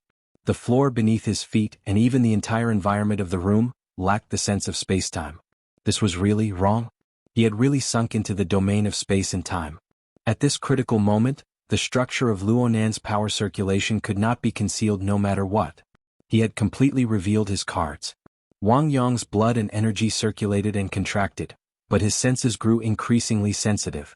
He could vaguely feel the method, trend, and direction of the power usage. Dual drive. Talker was one. There was also the mist within the mist.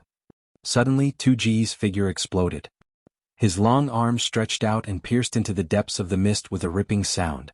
However, no blood splashed 3 feet. Instead, a flame inexplicably ignited within the mist, allowing them to see a piece of cloth burn to nothing. Severed. Luonan brought it in. Wang Yong spoke in a low voice. He had the impression that Luonan seemed to have said that this thing was a painting material. Luonan had tossed it here during the first exchange.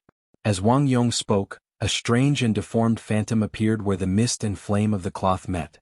It seemed to be the amalgamation of a cow and a spider. Presumably, it had suffered heavy injuries under 2G's fist force. It struggled for half a second before collapsing and scattering. It even let out a strange cry. The sound sank into the depths of the mist, but it actually carried the echoes of the distant deep space. It could be seen just how complex the environment and laws of a mere 20 square meters of bedroom had become due to Luonan's method of distorting space and time. Fortunately, this sort of space and time environment was destined to not exist for long. In fact, when Tugu exploded with power and struck this monster, one of the driving axes, Wang Yong's energy surged as he responded. The fierce and tyrannical energy of the two extraordinaries interweaved with each other.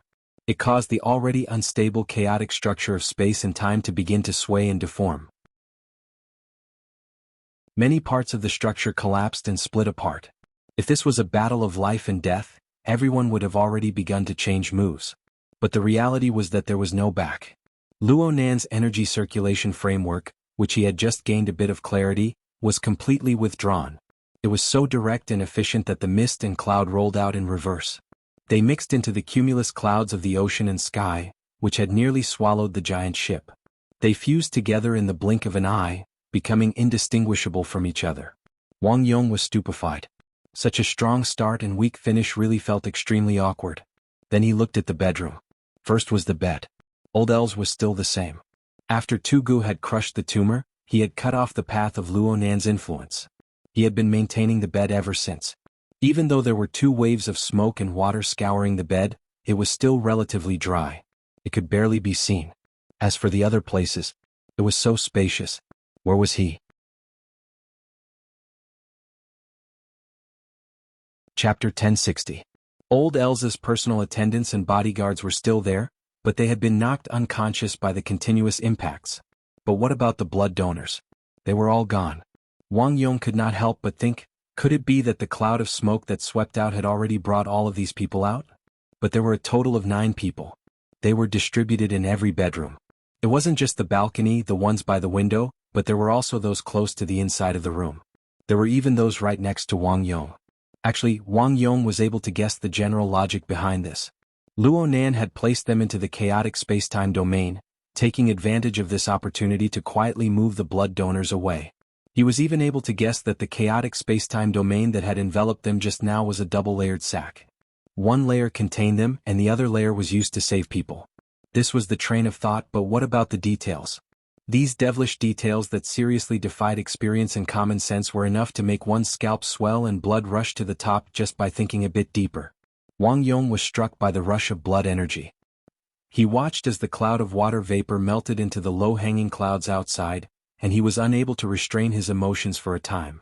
He took advantage of the fact that he could still vaguely grasp the traces of energy and information flowing past. He took a step past 2G's side and charged toward the balcony. His actions at this time were no longer the thoughts of a bodyguard. Instead, they were the most instinctive reactions of an extraordinary whose dignity had been violated. His body had yet to arrive, but his fierce blood energy was already like a heavy hammer. It smashed the glass railings of the balcony into pieces in one fell swoop. The glass shards filled the sky and shot toward the clouds outside.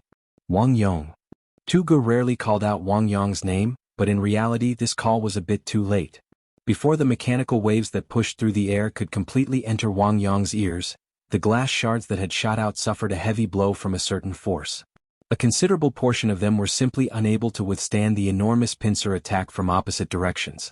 They simply turned into fine powder. But in the end there were still some, perhaps due to problems with the point of force and angle of attack, that were preserved. They hissed as they shot back. Wang Yong actually did not dare to take them head-on. His mind was shaken, and his figure continuously slanted to the side a few times to avoid these dangerous shards. However, he could not avoid a sudden drop in speed. And in this gap of charging and sluggishness, there was actually someone who was a step ahead of him and appeared on the balcony without a sound or aura.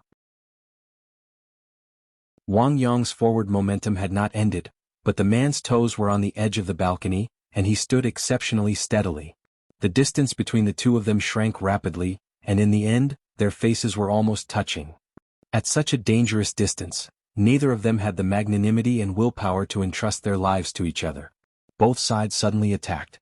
In the blink of an eye, fists, palms, fingers, elbows, shoulders, and all the other parts that could be used were continuously slashing and colliding like a storm. At that moment, 2G's voice finally reached them, but it was shattered by the ear-piercing sound of metal colliding. Stop!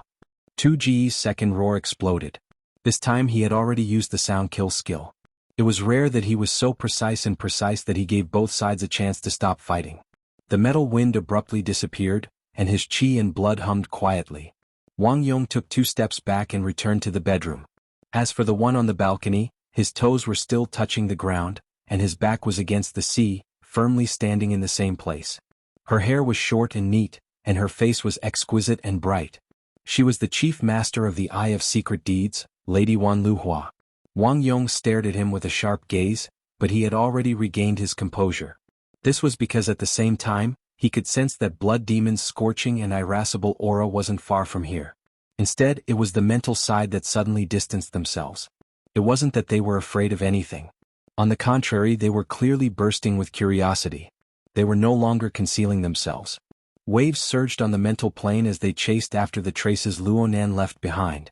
Most likely, they wanted to figure out what was going on with the spacetime domain technique that was practically perfect for combat. It seemed to be able to lift something heavy as if it were light. In the end, Wang Yong wasn't of the mental side. In fact, Wan Luhua had interfered and his attention was swaying back and forth. He had already lost the ability to sense Luonan's remnant aura. He didn't have the strength to chase after Luonan even if he wanted to. And at this time the door to the room was pushed open once more. Blood Demon walked in while clapping his hands. The hole in the partition wall just so happened to expose his particularly proud smiling face. Never seen this before, huh? If his main body was here he might be able to do this. Wang Yong's words blurted out, but his mind had already spun in circles. But soon he didn't have any follow-up. It was able to trap, or at least confuse, 2 extraordinaries for a short period of time. This proved that this domain possessed a certain bearing capacity toward high-energy targets. He had captured 9 people in one fell swoop, and all of them were fellows without any extraordinary powers. As long as half of them were able to survive in the end, it could be said that the living conditions of the internal space were acceptable. If this was true, then it would be solid proof that this spacetime domain technique could indeed be used in combat. It would be the same even if Luonan's main body was here. There were no logical traps such as grasping or lifting. In other words, Luonan, who had grasped this technique, was practically invincible in a low-intensity battle against extraordinaries of the same level. As for a life-and-death struggle, further verification was needed. Then again, how many times had life-and-death struggles between extraordinaries occurred after the 90s? Wang Yong's profession was bodyguard. He didn't need to consider things that were too deep. But even if he used just a tiny bit of his idle brain power to consider, he could predict the wails coming from the administrator's camp. Someone really did scream. What the hell? Who did I provoke? Black Lion's fat and sturdy body squeezed through the door. He just happened to arrive behind Blood Demon. He raised his palm and smacked Blood Demon's shoulder. Did I provoke you? Blood Demon wasn't annoyed. He turned his head and bared his teeth in amusement. Go say that to the other side. I came and he left. You only came after he left. Blood Demon spoke the truth of what he saw. Black Lion chuckled. He puffed up his belly and strode into the messy bedroom. He looked around a few times and clicked his tongue a few times. Does anyone remember that this is my room? They also came to look for you, Blood Demon added coldly from behind. Look for me? Such good weather. Black Lion spoke carelessly. He looked at the dark clouds outside the window. His tone changed. I'm saying that with such special weather and everyone having nothing to do, we should at least go to the open-air deck and drink afternoon tea together. What's the point of messing around here? Blood Demon put his hands in his pockets and nodded. As long as it doesn't rain, your suggestion isn't bad. Whether it rains or not, isn't it a matter of a word from that person? But it's not a matter of a word here, right? It won't take too much. Black Lion strolled slowly to the head of the bed. He lowered his eyes and swept his gaze across Old El's face, which had turned purple and black. He curled his thick lips. I told you not to catch a family and take advantage of them. This doesn't seem to be the point. I mean, since it's already like this, why should we continue messing around for him? Tugu heard this and turned his head to look. Black Lion smiled at him. With this smile he flicked his finger. With a muffled sound, a rotten watermelon exploded on the bed. Red juice and white flesh splattered everywhere. Done. If only I had done this earlier. The room was quiet for a moment, which made Black Lion's voice even louder. It's upstairs, the poolside bar. It's relaxing and pleasing to the eye. There's enough coffee, drinks, and refreshments. My treat.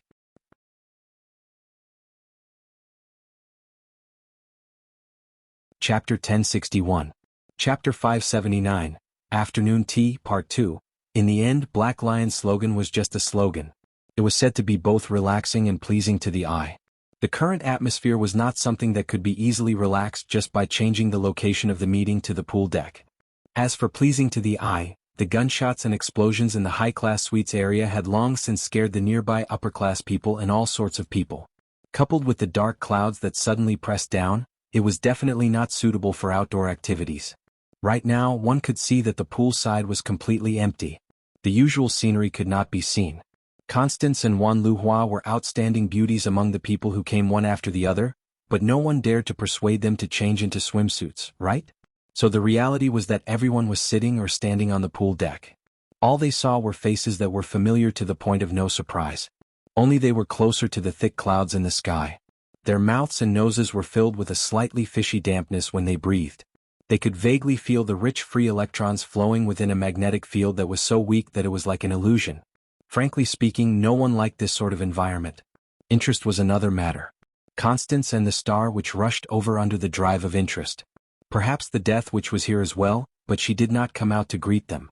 Earlier they had used their soul strength to track the traces of Luonan's spacetime domain. It was clear that the tracking was not very successful. They wanted to take this opportunity to meet and confirm. The problem was that Luonan did not immediately show himself.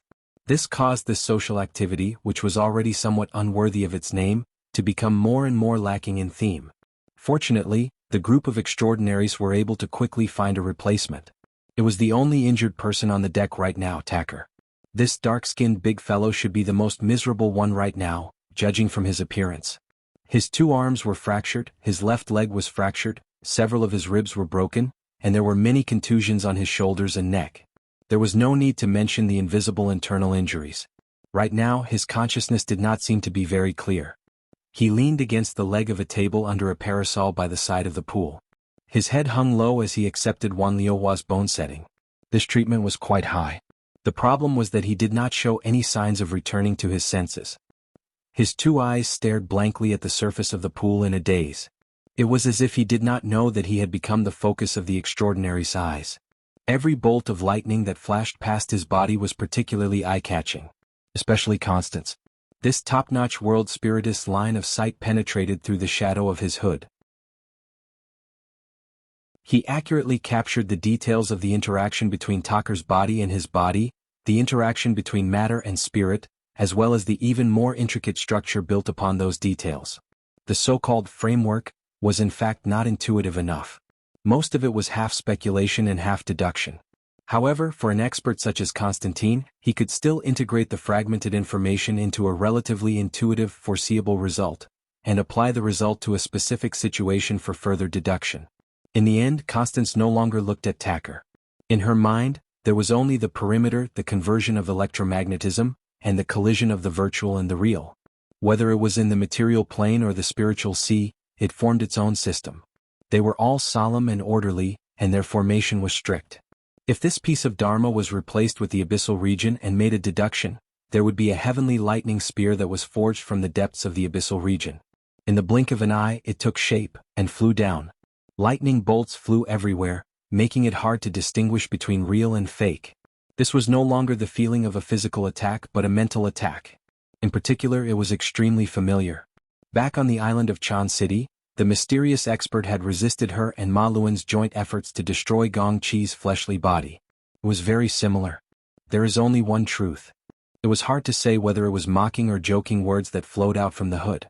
Does it look like it? Blood Demon suddenly popped out from the side. Did you also notice the card that was just played? Old Man Mi Chi's drawing materials and Luo Nan's handwriting. When combined together, it definitely looks like it. Constance frowned under the hood.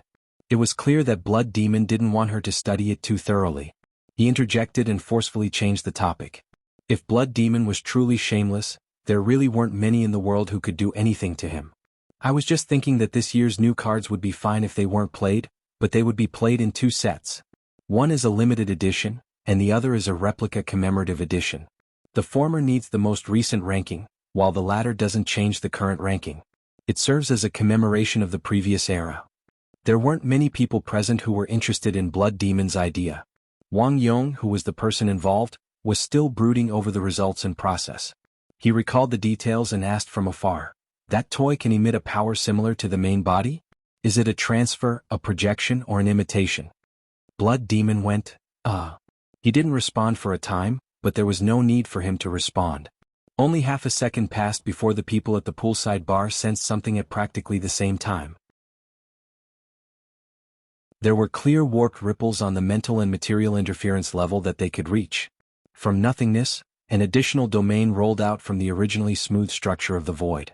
It was like a flower that bloomed in an instant and then quickly withered. However, the space that temporarily expanded and bloomed was enough to spit out the group of people, allowing them to return to this normal world. No one died? The distance was a bit far. But it didn't matter. Aside from old Els, whose head had already been blown off, none of the extraordinaries present were particularly interested in these unlucky experimental subjects. Even if they had some extra purpose, they had to give face to the young and vigorous Mr. Luo. It wasn't good to immediately brush aside the young and vigorous Mr. Luo's face. More importantly, these people were sent several hundred meters away. The core energy belonging to Luo Nan appeared in the clouds above the poolside bar. Everyone shifted their gazes at the same time by chance. They saw a cloud rich in water vapor. It was as if it was being pulled down by a powerful sea breeze. Then it was blown away and took form. It was like a master painter splashing ink on a painting. At first glance, one could feel its spirit. It was none other than Luo Nan. However, this sort of shaping technique presented a flying energy that broke free from the bindings of concreteness. It was faintly discernible, faintly discernible. It was quite different from before. "Bro!" Blood Demon called out loudly. Luo Nan didn't respond. In fact, he didn't pay attention to the 7 extraordinaries here for now. Instead, he directly issued an order to a certain person to the side. "Professor Bai, go and clean up the mess with the blood donors. I've asked Sister Yingying to go over there. She can help out as well." Bai Xingyan arrived at the poolside deck. She didn't ask for details.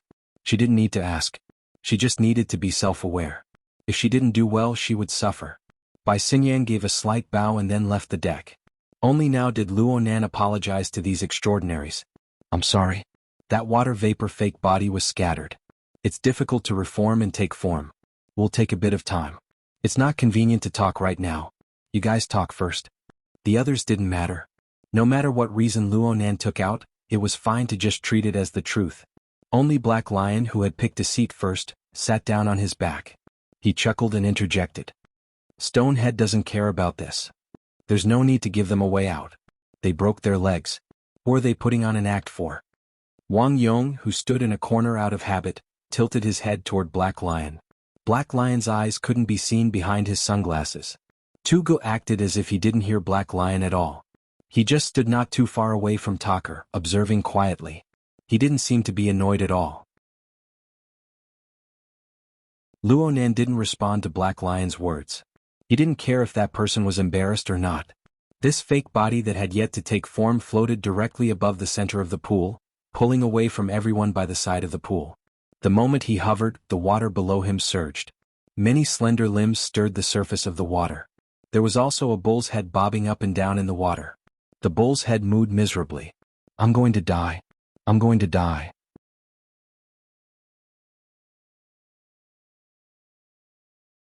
Chapter 1062. Nyogue was a very pompous fellow, but this time he was probably speaking the truth. This was because his current situation was different from when he was chased by the ship's slicing blade, or when Luonan had lost his horns and his scalp under torture. He was in a state where his stomach was broken and his intestines were flowing out.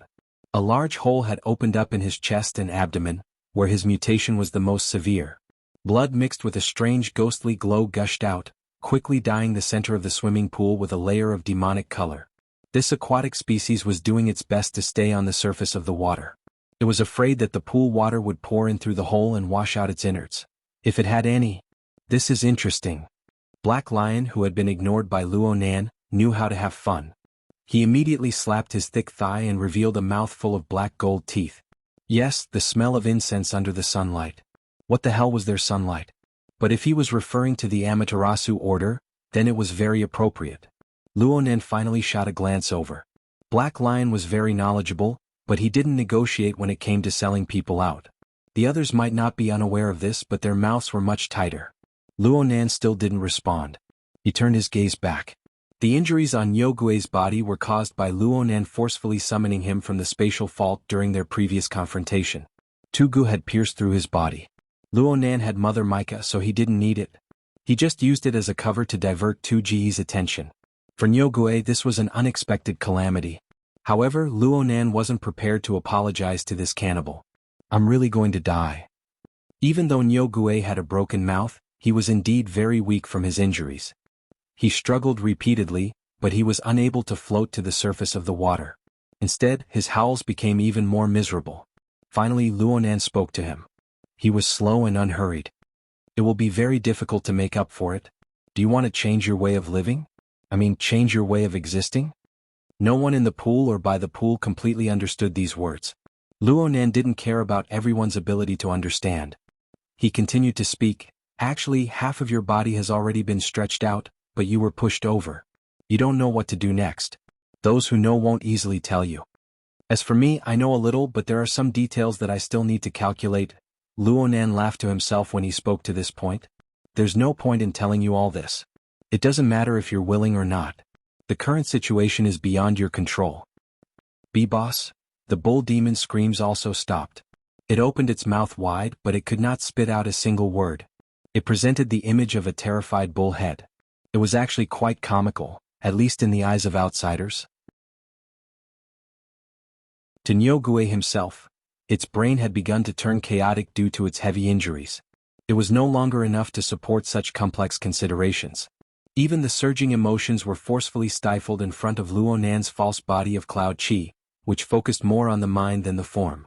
In reality, Luonan's fake body, which had yet to completely solidify, had already projected countless control lines that were hard to see with the naked eye and hard to pry into with mental senses.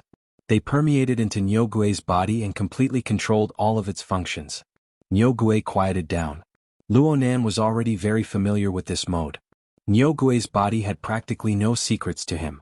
If he had to pinpoint a blind spot, then the blind spot probably existed in the connection between its chest and abdomen, the nothingness thicket region that radiated ghostly fluorescence. It was the crystallization of the Great Zay Order's Dark Dragon God belief system that had been accumulated and precipitated for many years. This structure, which was derived from the fluorescence, was the combination and distortion of a living being's belief. It was no longer dependent on the sensory plane. It formed a kind of pure mental expression that broke away from the concrete material form. This was the materialization of a plant-type belief system structure. Just as Meng Chong once said, this thing could be the embryonic form of the solidified configuration of the abyss region. It could also be used as the embryo of a sacrificial vessel of an order. It could be transformed into a priceless treasure in the domain of secret orders. However, Luonan's foothold was quite different. He focused his gaze on the tree of nothingness, which was growing dimmer and dimmer in the daytime. Nyogue could actually see it more clearly in its dying state. In this pure spiritual expression, there was a kind of strange vitality vaguely coiled around. Its relationship with Nyogue was like that of an infant in a womb, but it wasn't as pure. It was also like an insect egg within a host's body, but it wasn't overly sinister. It was neither close nor distant. It was both real and illusory. Luo Nan made a preliminary conclusion about this. Fantasy breed. This tree of nothingness might be the embryo of a fantasy breed that was being nurtured. Of course, Luo Nan wasn't going to analyze the structure of the tree of nothingness or the fantasy breed embryo right now. Instead, he was trying to penetrate through space and time. He was going straight to the source of the belief of tens, hundreds, or even tens of millions of living beings that nurtured this embryonic fantasy breed. It was a piece of land hidden behind the nothingness, an abundant supply of food. Just a glance from afar was enough to cause an extremely pressing force to act on his mind.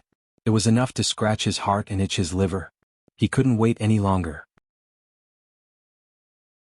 To translate it into concrete words, it was roughly, hungry, hungry, hungry. This wasn't a natural reaction from his main body. It also wasn't a problem with the fake body he had recently created.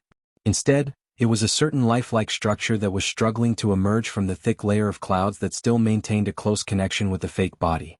It was a bit similar to the tree of nothingness, but there was a world of difference between the two in terms of their operating methods and levels. Mother Micah. It didn't seem to be too accurate. Let's use Mother Micah for now. Actually, Luo Nan had already experienced this sort of thing once before. However, the Mother Micah he created last time had been hacked apart by a certain coward. Now that the remolded Mother Micah had taken shape, that sort of feeling returned. And the current Luo Nan was different from last night. Not long ago, he had just engaged in a short and high-level confrontation with two extraordinaries. The secret spacetime technique he used proved its value in actual combat. The price was the collapse of the fake water vapor body, as well as the clearly lengthened reconstruction period. The fake water vapor body was affected by the high degree of fusion between the structure of the soul cloak and the Mother Micah. The characteristics of the Mother Micah had seeped more and more into the Mother Micah's body. It was to the extent that a simple configuration design was no longer enough to complete the corresponding construction. New fuel was needed. Luo Nan was hungrier than ever before. Therefore, he threw everything else aside and first dealt with Niu Gui's matter. It wasn't because Niu Gui's life was in danger. It was because Luo Nan was here that he could smell the fragrance of food. In a certain sense, this was progress. This was because Luo Nan had already extended a second end from the foundation of the Mother Micah's basic life structure. He had unearthed a driving force that could autonomously maintain this life structure. The apex.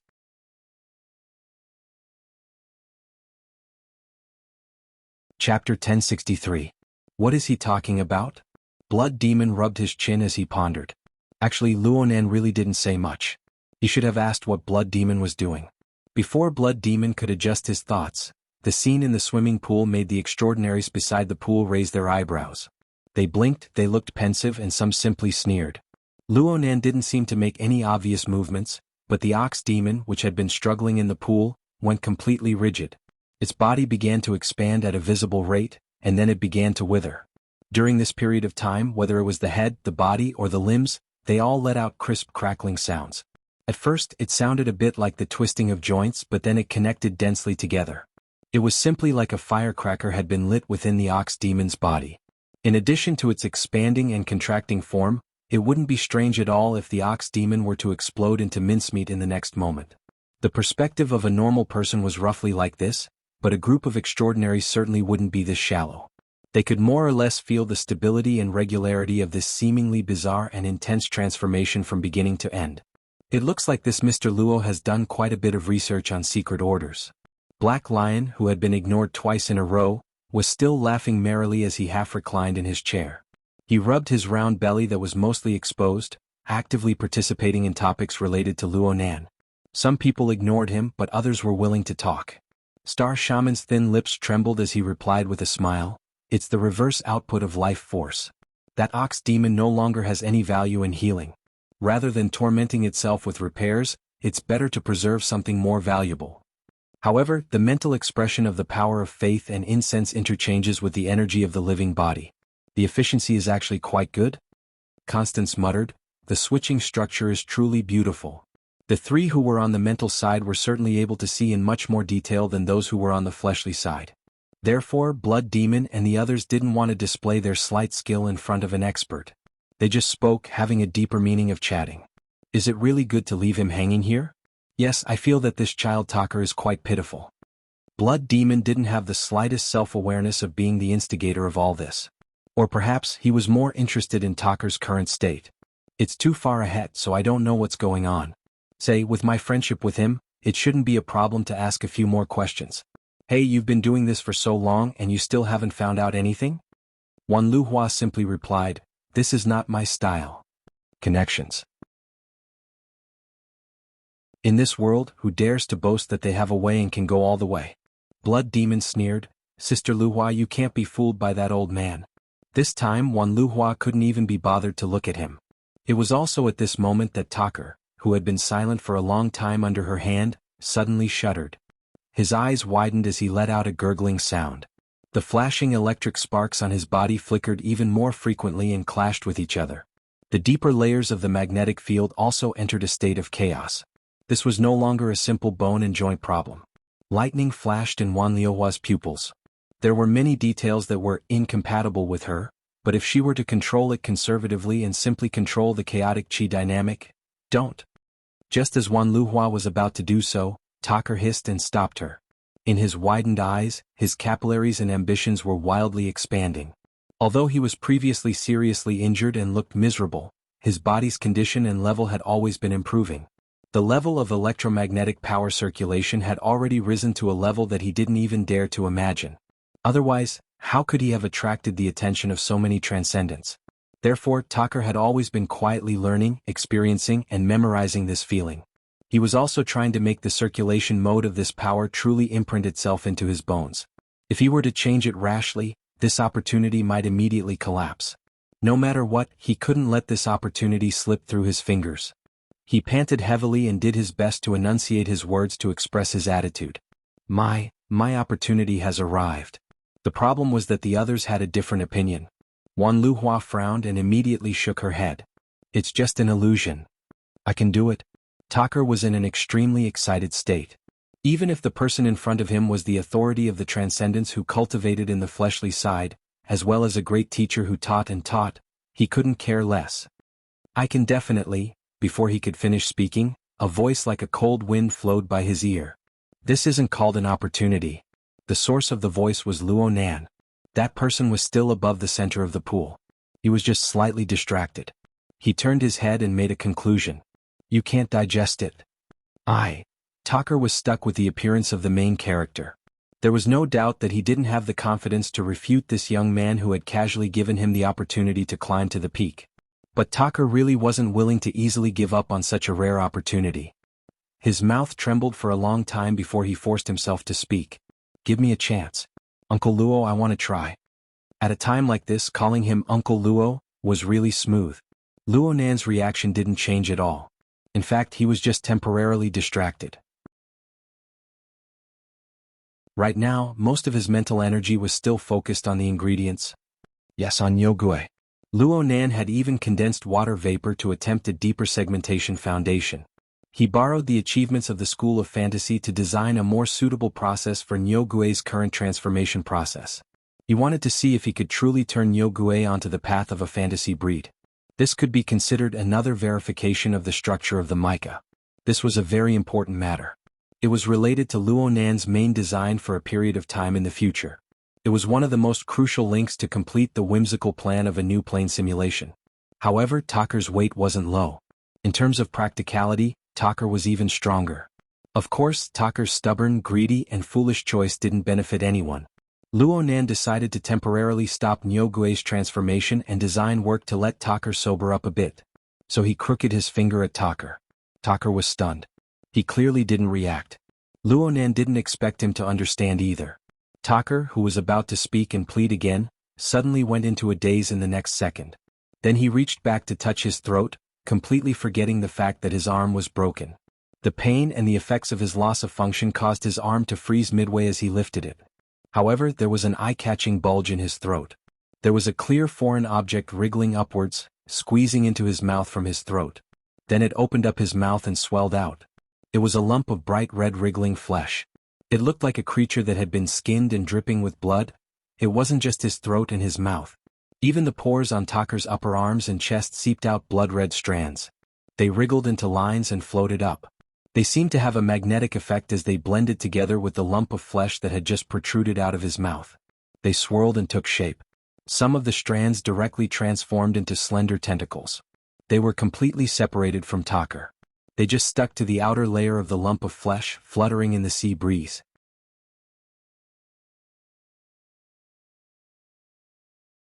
Chapter 1064. Gu, who was a little further away, Wang Yong, who was at the corner, and Black Lion, who was sitting on the round chair, immediately recognized it. This thing was the bloody sarcoma that was previously used as a key hub for blood transformation. It was first possessed by Luo Nan, then crushed by Gu, and then seeped into Tucker's body. Now, it was actually extracted and reconstructed to its original state. Once it was extracted, Tucker's energy converged and operated mode immediately collapsed. During this period, Tucker did his best to maintain the mode according to his memories, hoping that this mode could be preserved. The problem was that this seemingly profound memory was nothing more than an illusion pieced together by various neurotransmitter stimuli after a series of key details were lost. The so-called mode was just a building made of feathers. It collapsed spontaneously without the slightest disturbance. Tucker completely lost his composure when the great road to breaking through the extraordinary door collapsed in front of him. His body suddenly bounced up, wanting to grab the power that had turned into nothingness. A muffled sound rang out. Wan Luhua felt that Tucker was too noisy and simply knocked him unconscious. The back of Tucker's head smashed onto the table leg and then the ground. He was completely unconscious. As for the bloody sarcoma that had just been extracted, it was still floating stably in midair. It continued to make fine adjustments to its appearance. It was still twitching slightly, just like a demonic creature, or the organ of a living creature. TSK. He must have had a hard time suppressing his ambition all these years. The blood demon used the tip of his foot to poke Tucker's waist. Seeing no reaction, he shrugged. It seems that Shakire has given him too much pressure. He even has a father like that. None of the extraordinaries present were interested in other people's melodramatic dramas. Everyone's attention had already naturally shifted to the bloody sarcoma. The star shaman seemed to be curious as he asked, "What is this thing?" "Oh, my brother Luo is returning it to its rightful owner." The Black Lion jumped up nimbly and shouted, "Brother!" He clapped his fists and laughed loudly. "You guys can't understand how wonderful it feels to regain something you lost." As he spoke, he dashed forward, wanting to grab the lump of flesh that was suspended in the air.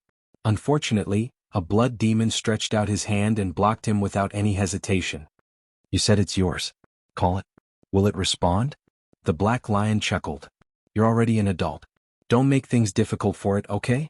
The two of them were engaged in a war of words, neither giving way to the other. However, the development of the situation did not change according to their will.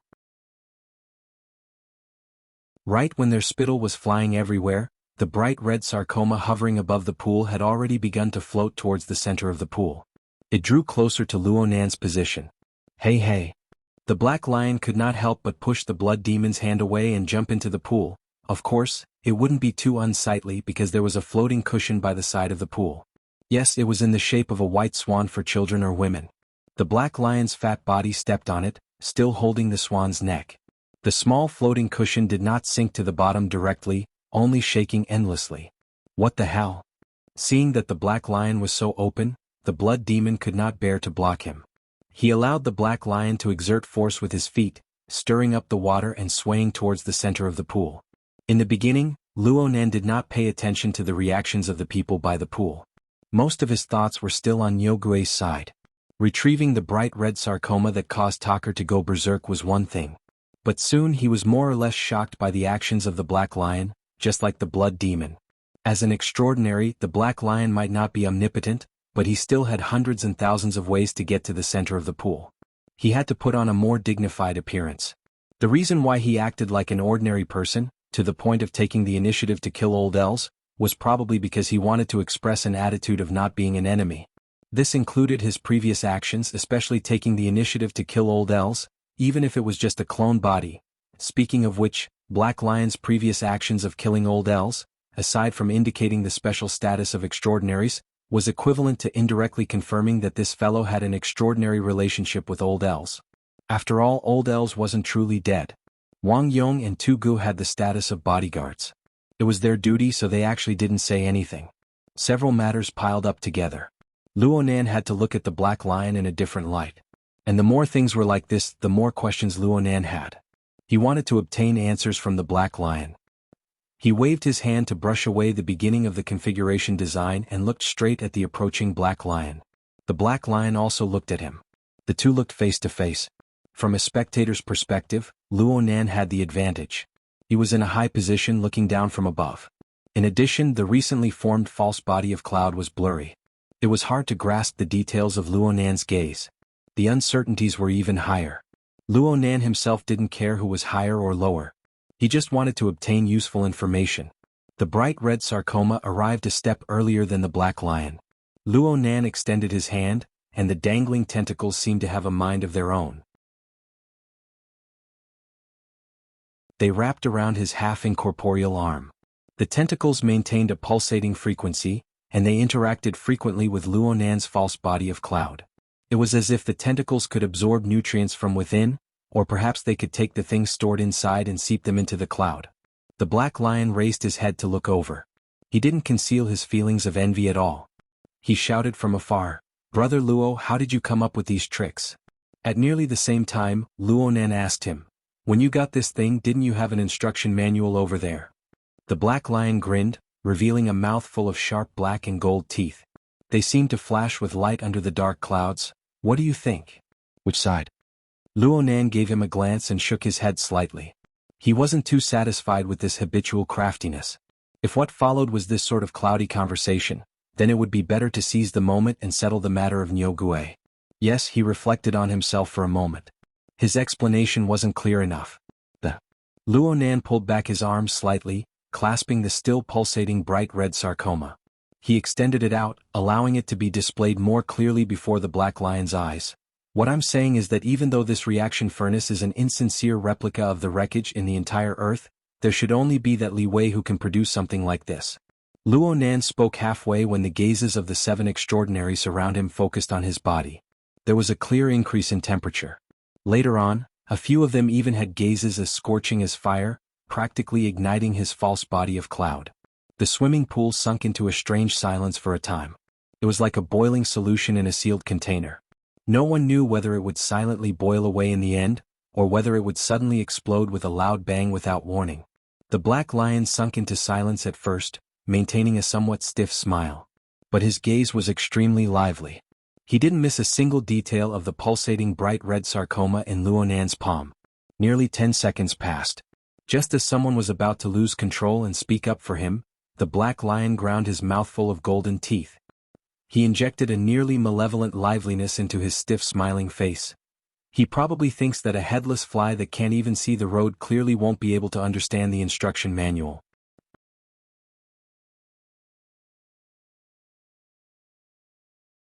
Chapter 1065. A Headless Fly. Luonan repeated in a low voice. His meaning was quite subtle. It was hard to tell if he was mocking or something else, just like his blurred figure, face and focus of gaze. In comparison, the bright red sarcoma in Luonan's hand, the reaction furnace, was more textured. The pulsation of this reaction furnace in Luonan's palm was still discernible with the naked eye. Due to its unique appearance, the young man looked like a murderous demon who had disemboweled and dug out his heart. However, its frequency remained relatively stable, emitting a unique vitality. Luonan knew that Li Wei had already sent this replica to the entire world to collect the special compound spores produced by infected mutants. But Luonan was still a bit surprised to see this from the Jade Light. Moreover, Black Lion had openly used it and even changed its use. So he gave a new evaluation. A headless fly. Mr. Black Lion is too modest. At the very least, not everyone can change the use of the mutant parasite that Li Wei split inside. Black Lion's hands were still wrapped around the neck of the swan. His belly was bulging, making the swan's slender neck bend into a very difficult arc. This posture was very laughable. He did his best to maintain a smile, letting the atmosphere wander on the verge of breaking. "I've made a fool of myself in front of you, Brother Luo. I borrowed a ready-made mutant to graft. I got this result by accident. It was just a blind cat bumping into a dead mouse." Graft? Luonan was deep in thought, but he didn't delve too deeply into it. On the other hand, Black Lion went from a headless fly to a blind cat. Didn't this mean that he had made progress over the years? Black Lion immediately said, "Brother Luo, you still haven't told me. What did you rely on to make this toy play so beautifully? You just read the instruction manual.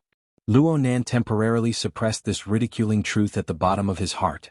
No matter how ignorant he was of the ways of the world, he could more or less understand the principle of speaking according to the person he met. As for the specific operation, that would depend on his performance on the spot.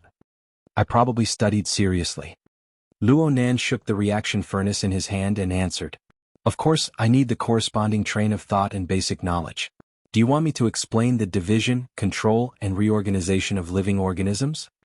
The black lion let out a long "oh" sound. There were still doubts in his eyes, but he didn't get to the bottom of it.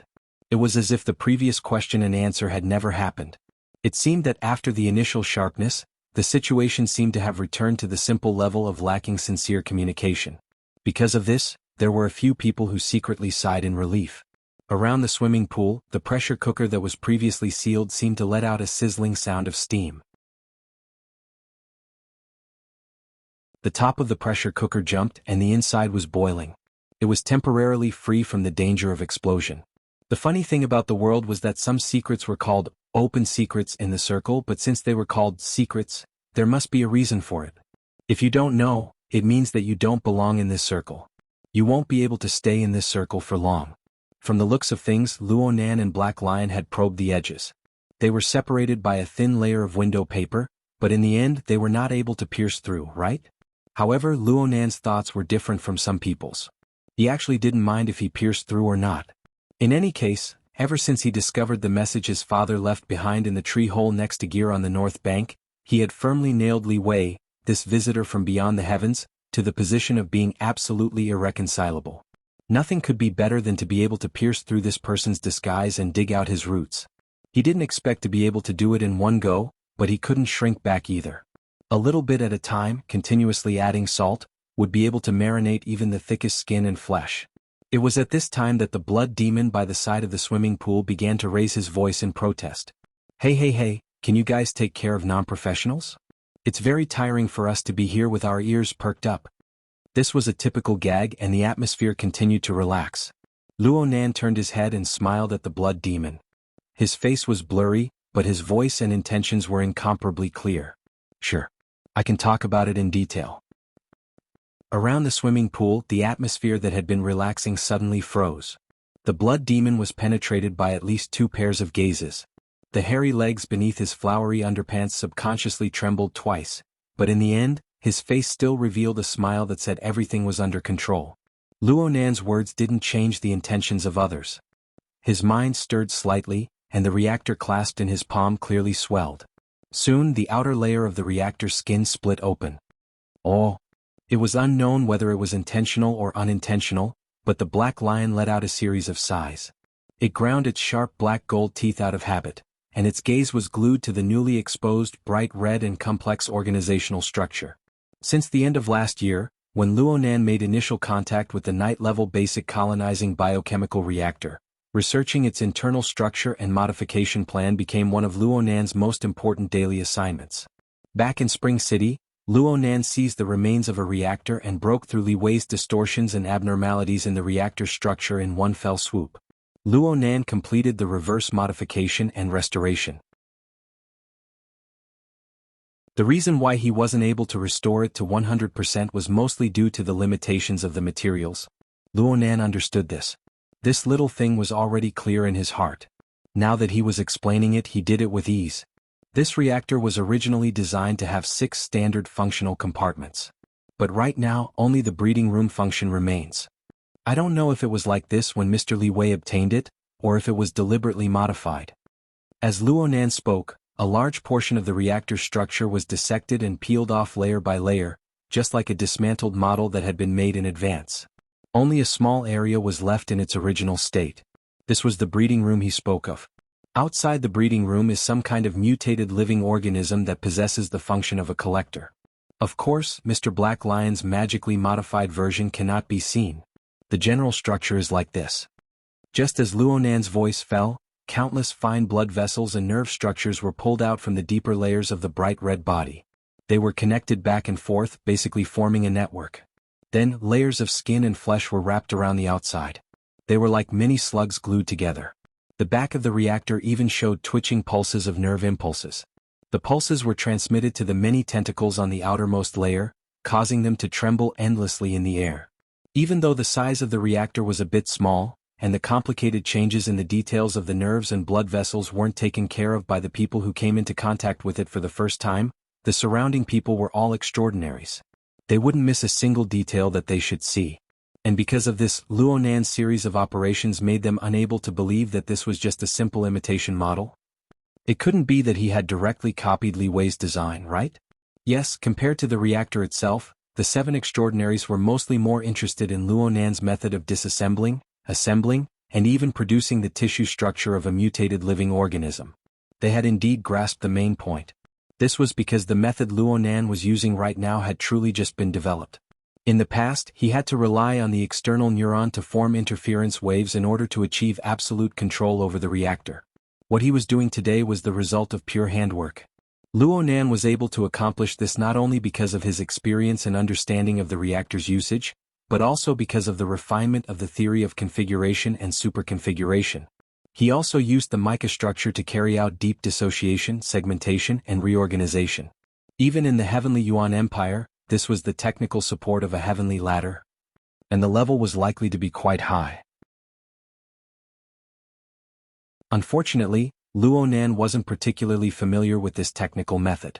He borrowed the reactor to demonstrate, taking the opportunity to increase his proficiency.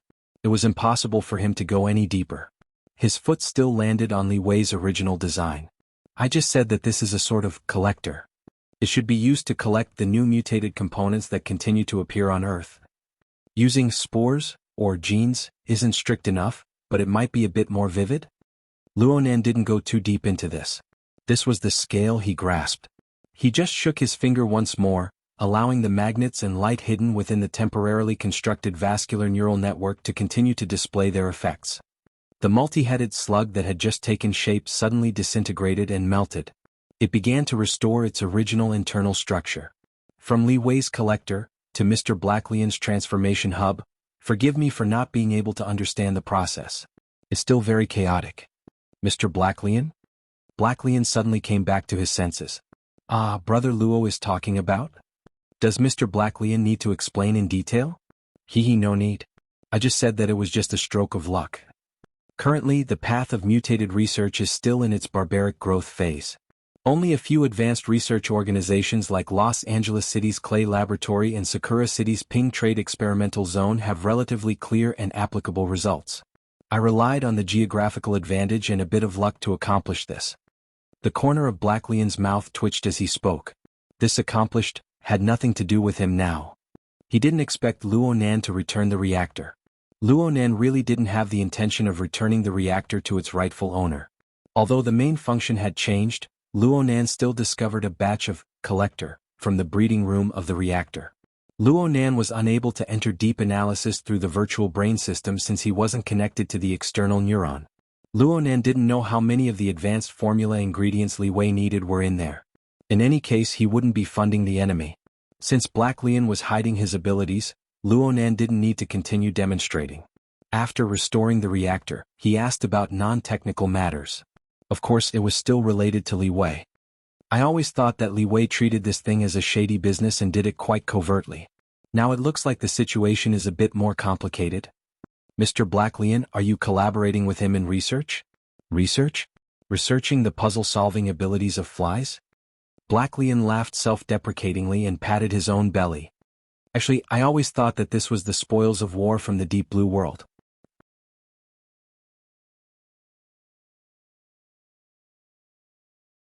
Chapter 1066. Deep Blue World. This was a sensitive word for Luo Nan. His attention was diverted a bit and he asked, "You've been to the Deep Blue World? How hard can it be?" Black Lion's palm could rub flowers on his belly, but it made him appear more relaxed. His expression of sudden realization was extremely vivid. "All right. You came from Xia City. No wonder. Although I can't say that every extraordinary knows about the Deep Blue World, I'm afraid that Ouyang Qin is the only one who is still kept in the dark despite his high status and ranking. He's a pure technical person. His connections are truly the shame of the extraordinary." Luo Nan looked at him very seriously and responded, "You guys are afraid of me. Did Black Lion really think that he didn't know about the messy matters within the ability user society and among the extraordinary? I'll forget it. I was the one who didn't keep my mouth shut. Black Lion decisively gave in. Then he smacked the swan's neck with force, emitting muffled sounds. So what if you know the location of the deep blue world? The Mariana Trench isn't a place you can casually go. Brother, do you really think that as an extraordinary, you can ride this toy and dive 10,000 meters to the bottom of the sea? Not necessarily. Luonan responded simply, but he was deep in thought. What kind of water vapor configuration could resist and even utilize the vile, high-pressure environment of the deep sea? Black Lion emphasized, in the enormous Earth, Poseidon is the only one who can come and go freely without relying on specialized deep-sea ships, including the extraordinary. As for other people, so what if they come to the deep blue world for a 7-day tour, a 10-day tour, or a long vacation tour? What they see is what Li Wei wants them to see. The topic was a bit off topic, but the general direction was clearly deeper. So Luonan was willing to continue the discussion with Black Lion. According to what you're saying, doesn't the deep blue world become Li Wei's private property? Whatever he says goes. You guys and investors like Old Els, all let him do as he pleases? Old Els. Hee. Black Lion's attitude was quite disdainful. It was the same attitude as when he had exploded Luonan's head with a finger. Old Els is nothing but a pitiful worm with his balls pinched. As time wears on, he has less and less strength to fight back. Oh. Otherwise, why do you think he would come to such a small trade fair? Li Wei didn't even need to say anything. It was just Wang Yu's promise that she would draw out the in-progress results of the Bloodline project in advance to help him extend his life. That's why he came over eagerly for the Distortion Technology Exchange Conference. In fact, those who are familiar with him know that Old Els has never been interested in distortion technology. He is happy to use it to earn money, but he would never want to bet his future on it. The amount of information contained in these words was quite large. Luonan digested it as he blurted out a question. He doesn't like mutants. What? What else can it be? Because of his greed, he has always wanted to take the orthodox path, and because he believes that only by studying the evolution of supernatural abilities step by step can he truly gain a brand new life so that his ugly, rotten, stinky skin can regain its youth. The Black Lion freed his hand and gestured with his thumb, index, and middle fingers. Then he pressed his thumb back. It's a pity that this path came to an end a long time ago. It used to be a fork in the road. This path is no longer popular. At least it's not mainstream now. 3 forks. Luonan thought for a moment. One is orthodox evolution. The other is mutant technology. What's the last one? It's the Bloodline project. The Apocalypse Laboratory is currently pushing hard. Who knows how many old dogs are sticking out their tongues right now, waiting to lick their bones to quench their cravings. The Black Lion still didn't hold back with his words, but he still maintained respect for Luonan. Speaking of which, this isn't really suitable for a long chat. How about we go get a cup of coffee? Adding a bit of other liquid ingredients to this fake body seems pretty good? Luonan could see that the Black Lion was trying to regain the initiative in the conversation. For this reason, he spoke of all sorts of dark secrets, not even bothering to beat around the bush. Of course, he probably really did have the habit of selling people out. It was also possible that these things weren't considered to be amazing secrets within the circle of extraordinaries. Sure. It's good to go replenish its water. Luonan agreed quite straightforwardly. Luonan didn't mind temporarily relinquishing control, as long as the other brought out enough information for the price. He really wanted to observe the reactions of the others up close. He wanted to see Li Wei's position and influence in the hearts of these extraordinaries. Luonan put away the reaction furnace as he spoke. He tossed Niugue into the middle of the swimming pool and turned around to float back to where Blood Demon and Wan Luhua were. Luonan's position. Black Lion gave up on the White Swan in a straightforward and efficient manner. He leapt onto the shore of the pool, sticking out his belly and his face to play host. The level of the jadeite light could be seen at this moment. Even though not every management and service staff possessed the ability to view supernatural phenomena as ordinary, there was always a need for customers. There were always enough people. A group of strictly trained service staff were already in place while Luonan and Black Lion were conversing in the center of the pool. Now they were serving drinks, beverages, and refreshments like flowing water. These esteemed guests had to be satisfied. At the very least, they couldn't find any mistakes. However, no one would take these refreshments seriously. Aside from Blood Demon and Wan Luhua, who had a rough idea of what was going on and could be ignored for the time being, everyone else had their own plans. Black Lion had finally managed to invite Luonan back with great difficulty. If they didn't probe the thoughts of this young and headstrong expert now, when would they be able to do so? Well, directly probing wouldn't be appropriate, so they would chat first. It just so happened that the three forks in the path of the evolution of extraordinary powers were never outdated topics among the upper echelons. Everyone had something to say, more or less. Luonan's knowledge was greatly broadened. Combining the information from various parties, he was able to understand that evolution, mutation, and bloodline were the three most important research directions that revolved around the evolution of life and extraordinary powers in the last 20 to 30 years. Among them, evolution was to use normal people and metahumans as a frame of reference. With genetic science as the foundation, they researched and created an ability matching and point adding route, in an attempt to deduce the perfect template for human superpowers so that normal people could make the leap to metahumans and continue to evolve. This research path was once flourishing. Many people benefited from it. There were even some people present who obtained inspiration during that stage, allowing them to ascend to the level of extraordinary in one fell swoop. Master Wan rose up during that time. Blood Demon directly pointed out his name. "Aren't you?" Wan Luhua responded with a question. "I'm Wild Fox Zen." Blood Demon laughed, but he didn't deny it outright. "I fattened up quite a bit that time. My fleshly body. Of course, more of it collapsed." Luonan listened to them talk about old times. He didn't interrupt. He listened with great interest. During this time, Luonan felt as if Wan Liuhua's gaze had shifted a bit more to his body.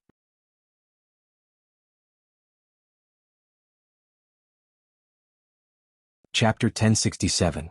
Most of the Transcendents present sighed when they talked about the old days of that era.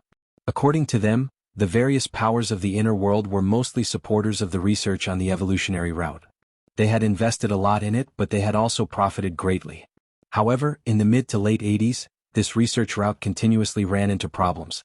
It was said that the accumulation of genetic engineering was insufficient, and there were problems with the design of the key projects. Their actions were also too radical, which led to many serious accidents. It even led to the loss of a few transcendent seeds with great prospects. This caused the relevant research organizations to suffer greatly, and the investors gradually became more conservative. As for the inner world, there were even serious conflicts because of this. The gratitude and grudges within were difficult to describe in detail. The evolutionary route fell into a stagnation period, and there were some setbacks. This was actually a very normal thing in the process of scientific research. The problem was that at that stage a powerful substitute had appeared: the archetype format. Once the archetype format theory came out, Deep Blue was established and outshone the others in the relevant fields. Capital and resources tended to be concentrated, and under this situation the evolutionary route suffered the most painful blow. Project Deep Blue was indeed a monster with an enormous appetite. When the project first started, it practically swept away all the original research organizations and talents of the evolutionary route. Some of the research results were also used by Deep Blue, and it gradually turned into a path of human body strengthening and modification, which was the prerequisite for burners. If not for this, and they really had to start from scratch, it would have been very difficult for Project Deep Blue to produce such mature and complete results as burners and Deep Blue platform in a short 3 to 5 years. All this time, the inner world had the custom of saying no to modified humans, and there was a lot of rejection towards burners. Apart from the sense of superiority from self-awakening, the experience of being possessed was also one of the reasons. Of course, there was also the godly operation of saying that burners were not modified humans and swallowing the words that had been spat out. That was a matter of another level. Speaking of this, Black Lion was still trying to sell Old Els for a good price. Old Els hated this to no end. In the 70s and 80s, Old Els had always been an important investor in this field. Under his leadership, when the LCRF was first established, he took out a lot of resources and invested them, but in the end, it almost went to waste. The fact that the Deep Blue project was able to receive $1 trillion investment when it was first established has nothing to do with the investor's vision. Instead, it's largely because the investors are seeking to prevent losses. The Blood Demon concluded simply, "It's like making a wedding dress for someone else. But now, aren't they still shouting how nice?" Black Lion didn't respond to this topic. He just faced Luonan and said, "Forgive me for speaking bluntly. It doesn't matter if it's the archetype format or formatting theory. In that period of time, it could be said that standard conceptual design defeated basic research. Evolution is basically an extension of the original technical route. It seems stable, but in fact there is still a lack of accumulation. Most of the time, I can't see any difference from the basic research of the past. The lack of surprises in the capital market was why the Deep Blue project had replaced it with the fresh and feasible archetype format theory. But up until now, not a single burner has been able to enter the domain of transcendence. The Tao is the pinnacle, and their accomplishments are locked. And that's because they haven't been able to explore the foundational level and make the most fundamental changes. Brother, if you can make formatting theory sink even further and come up with a feasible framework at the genetic level, it would be a great achievement. There was the smell of a serious discussion. Luonan didn't want to get involved in academic discussions, but he didn't want to stray too far from the topic. He gave a slight nod, accepting Black Lion's opinion. Soon he brought the topic back. According to what you're saying, the mutation and bloodline projects are very much in line with the logic of capital? That's right. Black Lion spoke with great confidence. Look, the basic purpose of the aberration technology is to adapt and correct the irreversible effects of aberrations. As long as we're still surrounded by aberrations, as long as the aberration infection isn't eliminated, this research must continue. This is a necessity and there's a huge market for it. As for the Bloodline project, it was personally led by Li Wei. It's the most mysterious and high-end project. There's even a saying that it's a reverse decryption route. It's a reference to some existing perfect template to extract golden stem cells. The surrounding air flow was a bit sluggish, but it was still within an acceptable range. Luonan laughed. Perfect template? What perfect template? Plus, does this have anything to do with templates? Luonan didn't continue to speak after a few mocking words. He didn't continue the conversation either. He just swept his gaze over to Tugu before returning to the domain of mutation. You just said that mutation research is very profitable in the market? Of course. Plus, the closer the research target is to people, the more money there is. It can't be infection prevention and control, right? Hee. Brother, why do you ask when you already know the answer? You've seen the materials in Clay's laboratory. I don't need to remind you. Right now, this controllable mutation technology is becoming more and more popular in the investment circle. It used to be deep underwater, but looking at it now, it's like a deep water bomb. Perhaps a large oil field will be blown up. Luonan had a bad feeling when he heard Black Lion's explanation. The hotter this domain is, the more it proves. The mutation infection has already gone out of control. Black Lion rapped the table with his thick knuckles, causing the water in the cup to ripple. I don't need to say anything. The area I'm in has never been good. All sorts of vagrant laws have been rolled out in the other territories. They're pretty much a complete mess. The most direct problem is that the mutation infection has gone through several generations of transmission and mutation. The infected can no longer be simply described as a monster that has gone berserk. The transmission power hasn't decreased, and statistics have become even more difficult. No one can clearly calculate this mess. Not to mention that there are all sorts of people and powers adding fuel to the fire. The corresponding acceptance rate is increasing without end. The eastern part of the old continent is a conservative region. They have always severely rejected problems involving genetic pollution.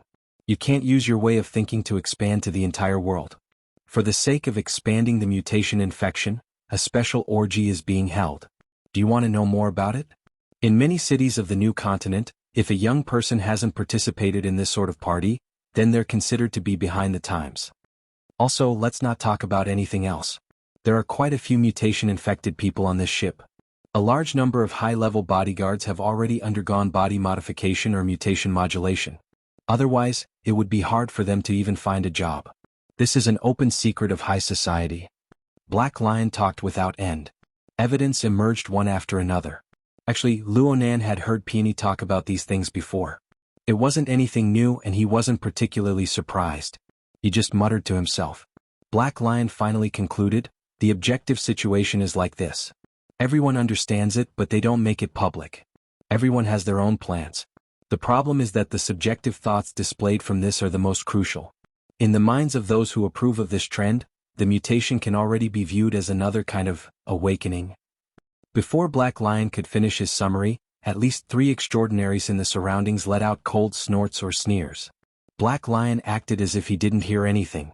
He continued to add, it's not just those idiots who join in the fun and chase after fashion. In fact, this is becoming more and more like a new consensus in the capital circles, in a considerable portion of the ruling circles, and even in some circles of the inner world.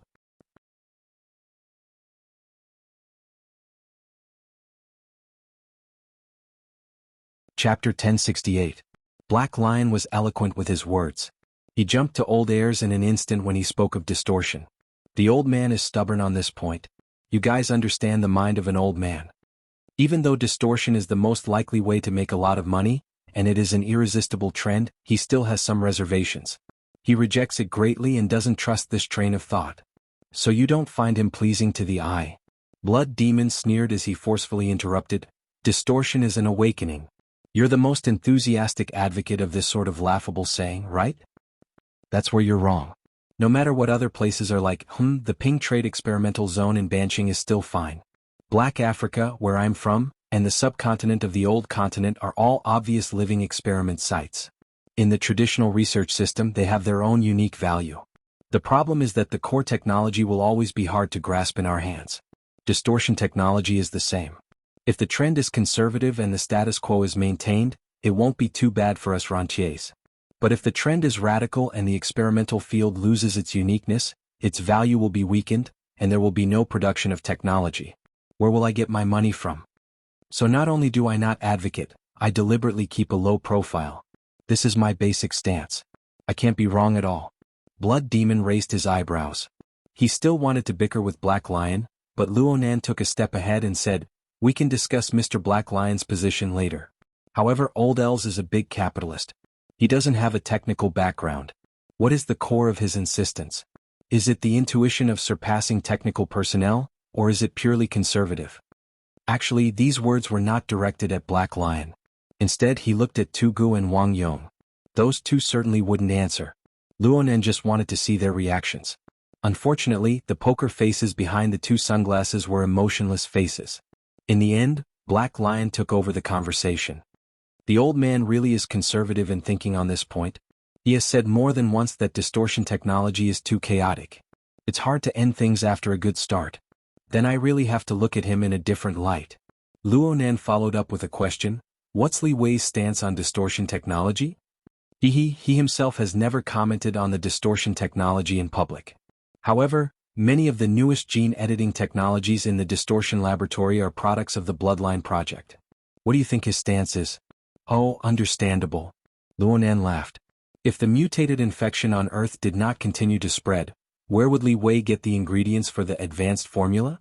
Regardless of the attitude of the key personnel, it had to be admitted that what the Black Lion said was indeed the reality. But when it came out of his mouth, it tasted different. Before he could think it through, Black Lion's topic had already piqued the interest of the others. The extraordinaries present had all come from an era where the path of evolution had flourished and was soon to be severed. They had also spent half their lives competing against aberrations. They had the right to speak about the battle of paths and the changes in the situation. However, their perspective was not from an economic or social point of view. Instead, they were looking at something more direct and purer. As Constance said, evolutionary awakening or the so-called aberration awakening, to determine which is more correct, in the end we have to return to the most core argument. What triggered the era of distortion and allowed the ability users to step onto the stage of history? If it's the aberration itself, then there's no reason to resist it. But if it's another factor, then we need to carefully consider it. Blood Demon clenched his fist in front of Constance's hood. The strength of his palm and fingers clenched together actually stirred the air, emitting a buzzing, trembling sound. We still haven't found the X factor. However, I still don't believe that this kind of intense surging supernatural power, which I can use like a finger, is the creation of a patchwork of deranged genes. I'd rather set my sights on the abyssal region for the same reason. At the very least, my fleshly body can feel and use that place. Blood Demon cast his gaze at Wan Luhua as he spoke. She responded with a smile. In the initial stages of research, introducing large amounts of new variables will only cause more trouble. Wan Luhua's answer was even simpler, but the new variables she spoke of were clearly referring to the aberration technology and the corresponding foreign genes. Her attitude was extremely clear. Comparatively speaking, Constance and the Star Shaman had a bit more uncertainty in their thinking, but this was limited to theoretical discussions. Luonan listened to their discussion and debate, and he soon came to a clear understanding. In this domain, the extraordinaries who already had a first-mover advantage took the conservative path of evolution. They used their own extraordinary talent to dig out their own potential. They were all on high alert toward the infiltration and influence of the mutated genes. Even the black lion, who benefited from the aberration technology, had a more pure and rational cultivation. However, although there were no transcendents present, there were still a portion of them who were particularly unrestrained. As for who they were, it was easy to tell. Basically, the existences in the sequence of cubes were more dangerous, especially those who were nomads in the wilderness. For example, Raby the clown who once fought the High Lord of Secret Contract was a typical mutant who was sometimes clear-headed. There was also Poseidon, who was the root of the mutants. Among them, Black Lion was considered a typical conservative. Luo Nan was gathering and digesting information, but some people felt that he had been silent for too long. The Star Shaman's debate had failed, so he suddenly turned to ask, "What do you think, Professor Luo?" Speaking of which, Professor Luo had almost single-handedly reversed the direction of psychic research. Shouldn't he be the one to take responsibility for this sort of problem? To the side, Blood Demon took a sip of his drink. "TSK. This orange juice is sour." Luo Nan blinked. Did he run into the grudges of the academic world? According to what the Star Shaman had said, reversing the direction of psychic research was most likely referring to the classical theoretical framework of 3 levels, 1 region and 1 domain that was overthrown by the prison theory. This kind of theoretical system was certainly the conclusion of an authoritative master of the psychic side. With the ranking of psychic transcendence, it was possible that the Star Shaman and even the Death Shaman had contributed to this. This was normal. Frankly speaking, Luo Nan was considered an amateur when it came to aberration technology. But he had a unique advantage when compared to others. He had once stayed in the environment of the relay station, and the relay station was a typical environment in the light concealment star system that had suffered from the pollution of sin poison. Sin poison and aberration were fundamentally different. Aberration mainly came through the pollution of foreign genes. Sin poison came through more complex changes that might involve fundamental laws. It carried out a more comprehensive influence. But the external phenomena and effects of the two could be compared to each other. At the very least, they both affected the foundation of the existence of life. This was especially true when it came to racial evolution and cultivation. With the example of the Heavenly Yuan Empire as a precedent, Luo Nan knew that aberrations could occur at any time, producing complex and unstable genomes. This was a terrible thing for the cultivation of a population. Even with the accumulation of the Heavenly Yuan Empire, they had to spend an enormous amount of manpower and material resources to endlessly modify their foundational techniques in order to adapt. But the frequency of changes grew faster and faster since Sin Calamity began. This was definitely not a good sign. Liang Lu had also said that if the situation in the light concealment star system continued for another 1,000 years, it was very likely that there would only be a group of species that preserved the glorious memories of the Heavenly Yuan Empire, but they were completely different from their ancestors.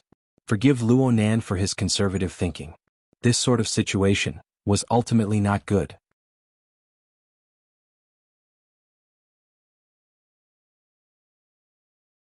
Chapter 1069. This was Luo Nan's basic line of thought. However, he had never systematically researched the current mutation technology, nor had he ever thought deeply about what the most reasonable evolutionary path for the human population should be. Therefore, he still held back a bit in his speech. If the current mutation technology is based on the widespread adoption of foreign genes as a basic starting point, carrying out reconstruction, or simply seeking to mutate after infection, then I feel that we shouldn't use the word awakening. It will cause misunderstandings. To put it bluntly, genetic modification or recombination are both more appropriate. However, if it really is an example that I've seen before, then mutation is still the most appropriate word. It allows one to understand the high degree of uncertainty of foreign genetic contamination and the consequences of mutation. There's no need to confuse other concepts. Star Shaman laughed when he heard this. Professor Luo's way of speaking is a bit like a spokesperson. It's watertight, but it lacks the drive to subvert tradition from earlier. Actually, I'm quite looking forward to the dominant force of someone other than myself. Luo Nan looked at this pretty boy extraordinary, ignoring the obvious mockery and hidden stabs in Star Shaman's words. Luo Nan had experienced the relay station and had come into contact with the silhouette of the Heavenly Yuan Empire's struggle in the Hongguang system. He was solemn and serious when it came to such topics. He would not argue with others with his emotions. He maintained a calm attitude and organized his thoughts. He responded in a manner that was neither fast nor slow. The topic of evolution is far too big, especially when it is magnified to the level of a population. It's not wrong to consider a broader path of choice. It's fine to discuss the angle of entry and the direction of the future. It's just that one must be more cautious than the last step. I very much agree with Ms. Wan's words on this point. The research is still in its initial stages. The structure of the body has yet to be completely explored and its marvels exhausted. Rashly introducing external factors will only make matters more complicated. For me, if I want to complete a work, I'll need to make a large system before the core design and train of thought is clear and refined. I won't rule out the possibility of success, but that's a standard gamble of probability. One general achieves success on the bones of 10,000 people, is an optimistic estimate. Therefore, first solidify basic research step by step, from simple to complex, obtain a method theory and then guide practice. This path is a bit old, but it's still more realistic, right? The star shaman frowned. He was quite surprised that Luo Nan, who had been willful and unbridled, would be so steady and conservative when discussing this topic. He wanted to argue, but his status as an extraordinary and his basic intellect still made him relatively rational in the end. He just shook his head slightly. The current situation is that even if the extraordinary from back then didn't have the ability to do so, they wouldn't have been able to do so. The evolutionary path also had a considerable proportion of people who used the template of extraordinaries to reverse engineer it. On this point, there is no difference between evolution, mutation, and bloodline. Can basic research derive supernatural powers from traditional basic research? Blood Demon jumped out to object before Luo Nan could say anything. Xingxing, you're being unkind. Can the research before World War III and the research after World War III be the same? Have you broken the definition of basic research? Wan Luhua also said, the basic research and theories regarding supernatural powers have always been enriching. The research on the X factor of the external environment, the research on the internal genes, and also the research on aberrations. It's more appropriate to look at it in a comprehensive manner. They are indeed influencing each other. This was a fair statement. Wan Luhua paused for a moment before smiling once more. I feel that the concept of configuration that Mr. Luo proposed on the basis of formatting theory is quite good. Under special circumstances, the adaptability and adjustment of the body and mind must be taken into consideration. A completely new life structure needs to be sufficiently coordinated with the internal and external environment. My school calls this a secret contract, while Mr. Luo calls it configuration. Constance followed up with her words. This is too rough. Black Lion is completely correct in saying that it's a concept design. Blood Demon chuckled. That's why we need to search for the details and rules behind the roughness. From the looks of things, Brother Luo has walked to the forefront. He's at least in the first echelon. He's much more reliable than aberrations. I don't deny it. Constance actually expressed her approval, catching many people off guard. No one knew what kind of expression Constance had under her hood, but her voice was exceptionally calm. Actually, I like the cage theory a bit more. It can open up an unprecedented train of thought. These people seem to be talking about matters on the genetic level when they talk about evolution. But clearly, the development of the mental side is much less restricted. The powerful ego of ability users and the introduction of the mental plane are destined to be impossible to rely solely on the research of the objective world. The existence of the ego and the mental world are equally important. It's better to have new subversive theories added to the mix than a pool of stagnant water. The star shaman had one hand on his hip. He had a bitter smile on his face. Clearly, Constance's stabbing in the back wasn't light. However, with these words, the topic shifted to the mental side and the fleshly side. There was absolutely no need to worry about awkward silence in this field that involved the direction of human evolution and the fundamentals of cultivation. But this way, the sensitive topic that had nearly stabbed Li Wei in the face was unconsciously dispelled. Luo Nan glanced over and saw Black Lion rubbing his belly with a grin. Luo Nan didn't mind this at all. In fact, listening to these extraordinaries discuss whether the fleshly side or the mental side was more suitable for conducting pilot research had stirred up his thoughts. He couldn't help but think of the vicious environment of the relay station. From what Luo Nan had seen in reality, it could be said that the fleshly foundation was more stable than the mental plane. Under the vile environment of the light concealment galaxy, people practically didn't have the leeway to release their soul strength. Even if they could release their soul strength, they needed to be extremely cautious and possess a corresponding medium. In this way, the glorious achievements of the related fields suffered a destructive blow. Even those existences on the pure mental plane, like the magnetite mica jellyfish, were tyrannical enough to survive in the vicious environment. They still needed to borrow a material medium like water vapor and the like. A medium? Did he make a mistake earlier? A light flashed, and Luonan's telepathic thoughts subconsciously swept through the clouds in the sky. Then he clapped his hands, drawing everyone's attention. "Brother Luonan?" Black Lion turned his eyes over. "Do you have any brilliant ideas?" Of course, Luonan couldn't say that he had been lost in thought just now and had suddenly broken through an important mental checkpoint for restoring the magnetite mica jellyfish. He just laughed and shook his head, but everyone else was staring at him. He couldn't just let this pass.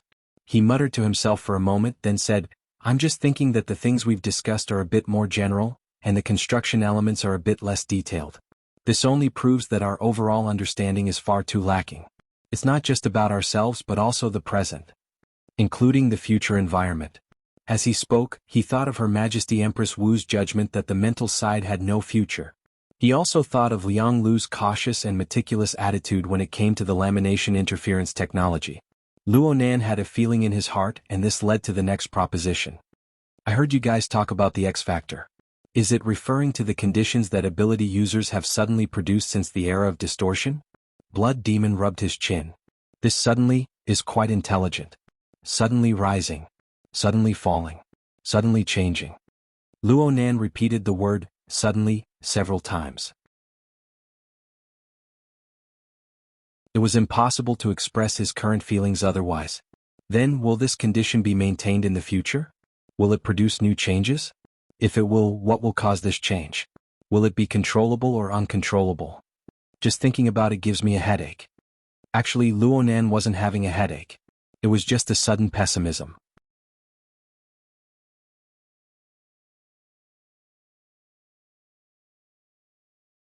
Chapter 1070.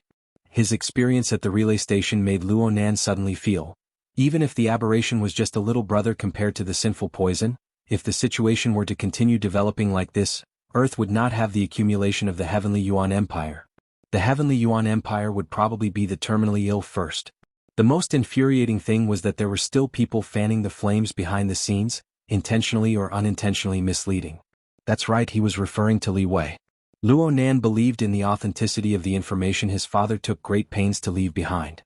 According to that explanation, that fellow Li Wei, it was outsider. If he made a reasonable inference, then perhaps Liang Lu's Heavenly Yuan Empire, the Star Alliance, and other advanced civilizations had a high degree of connection. Let's not talk about how that fellow came to Earth. Just by looking at his background and knowledge, it was impossible for him to not know the problems that existed in the research of supernatural powers on Earth. And everything he did, his attitude was obvious. That fellow harbored ulterior motives. Luonan tossed out a new proposition, then he no longer participated in the discussion. He sat quietly in his chair. His gaze and mental senses naturally flowed around him, gradually expanding from the heated discussion area to the vast expanse of the sea and sky.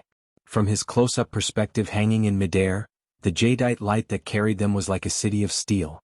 It rampaged across the ocean, cleaving apart the clouds and turbid waves. It was full of vigor. Perhaps this was the attitude of the extraordinaries before his eyes.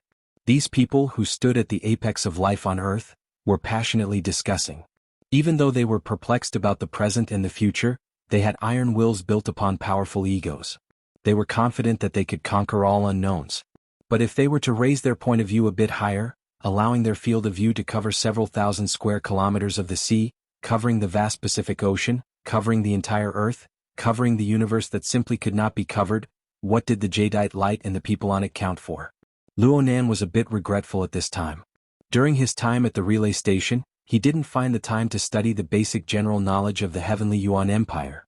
He lacked an understanding of the development context of this high civilization. Otherwise, perhaps he could start a class or something. Luonan didn't know how the future would develop. He also believed that even if they encountered trouble, they could still struggle with their lives. Just like the Heavenly Yuan Empire, even if they had fallen into the destructive process of the world of calamity, they could still struggle with all their might. However, it still required an advanced civilization. It needed to be established on the basis of a complete worldview of everything in the universe and a perfect theory of population evolution. If there were really unexpected changes in the future and the Earth was still as primitive as it was now, then there was really no hope. Maybe something should be done. At the very least, they couldn't let Li Wei, the outsider, use his evil thoughts to carve the progress of Earth's civilization. But what should he do? Luo Nan calculated seriously for a moment, and then he suddenly became stupefied. Then he laughed in spite of himself. What's going on? He hadn't even solved his own problems, so why did he have to take on such a strange sense of responsibility? Brother Luo Nan? Black Lion keenly sensed the change in mood. Luo Nan waved his hand, but the sudden thought just now had left a mark on his heart. It wasn't easy to erase it cleanly in a short amount of time. As time passed, the sky darkened bit by bit. Even the altitude of 10,000 meters in the sky began to be gradually dyed with a deep color. Abner looked at his watch. It was already 7 o'clock in the evening in the East and West Districts 12. There was only an hour left before the highly anticipated auction. And right now he was still on a temporary flight route to the venue. The roar of the plane's engine couldn't cover the sound of footsteps behind him. The Secretary General of Headquarters, Romanus, was in the prime of his life. He walked behind Abner and placed a flexible e-ink screen filled with words on the desk in front of him. President, this is the revised agenda. Please take a look. The roundtable conference, where the top experts of the world gathered to discuss matters, was undoubtedly of an extremely high standard. Therefore, as the host, headquarters of the Ability User Society always followed the regular process of organizing and reporting the agenda. They deliberated over the additions and subtractions, preparing to distribute the agenda to all the participants in order to ensure that the agenda was impeccable during the discussion. But the agenda hadn't even been released yet, let alone distributed and notified. This could only prove that this sort of formality was practically broken.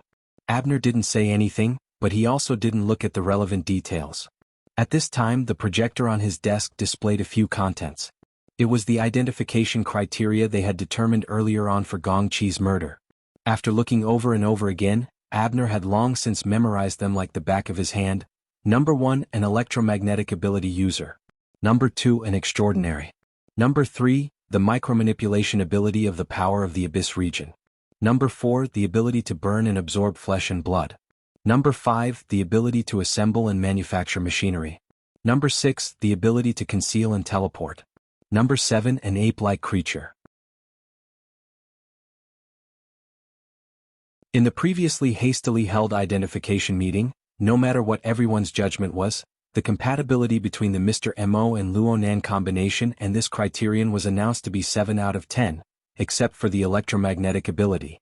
And now, with the support of the newest information, the so-called Mr. Mo could practically be erased. There was only one Luo Nan. The compatibility criteria was already 7 out of 10. If he, the president of headquarters, was a bit more frivolous, he could already say things like, if Luo Nan didn't do this to Gong Qi, I'll eat shit on a live broadcast. The problem was that the clearer it was, the more troublesome it was. Abner didn't show it on the outside, but his head was getting more and more painful. He never expected things to turn out like this when he proposed to adjourn the meeting that day. During the meeting, Ouyang Chen and Her Majesty Empress Wu had a clear and decisive attitude. It made many extraordinaries in various powers, who were used to the peaceful atmosphere of the 90s, instinctively shrink back. This was actually within the scope of Abner's considerations.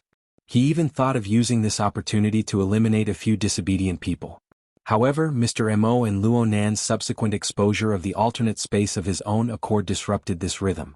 With concrete benefits placed before their eyes, the contradiction between the Apocalypse Laboratory, headed by Li Wei, and the powerful people of the inner world emerged a bit. There were also the complex demands of the Archons, who ruled over political power and capital. Back then he proposed to adjourn the meeting in order to better connect the two sides. He wanted to dissolve a portion and highlight a portion. He wanted to focus the contradiction onto Luo Nan to achieve an ideal result. But he never expected it at the time. It was impossible for him to imagine that Luo Nan, after a few dozen hours of silence, would go on a high-profile path from STEM City. He would broadcast live on the beach, go straight to the cruise ship and fight head-on with extraordinaries. It seemed that Luo Nan had revealed even more flaws, making it easier for people to focus the related crimes and contradictions onto him. However, the influence of this young man rapidly soared from these straightforward and sharp actions. He was like a weight that increased in weight. He wantonly played with the scales of the human heart.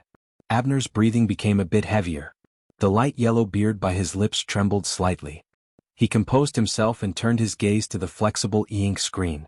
However, he didn't look at it in detail. He just asked, "Did Connie send any new information back?"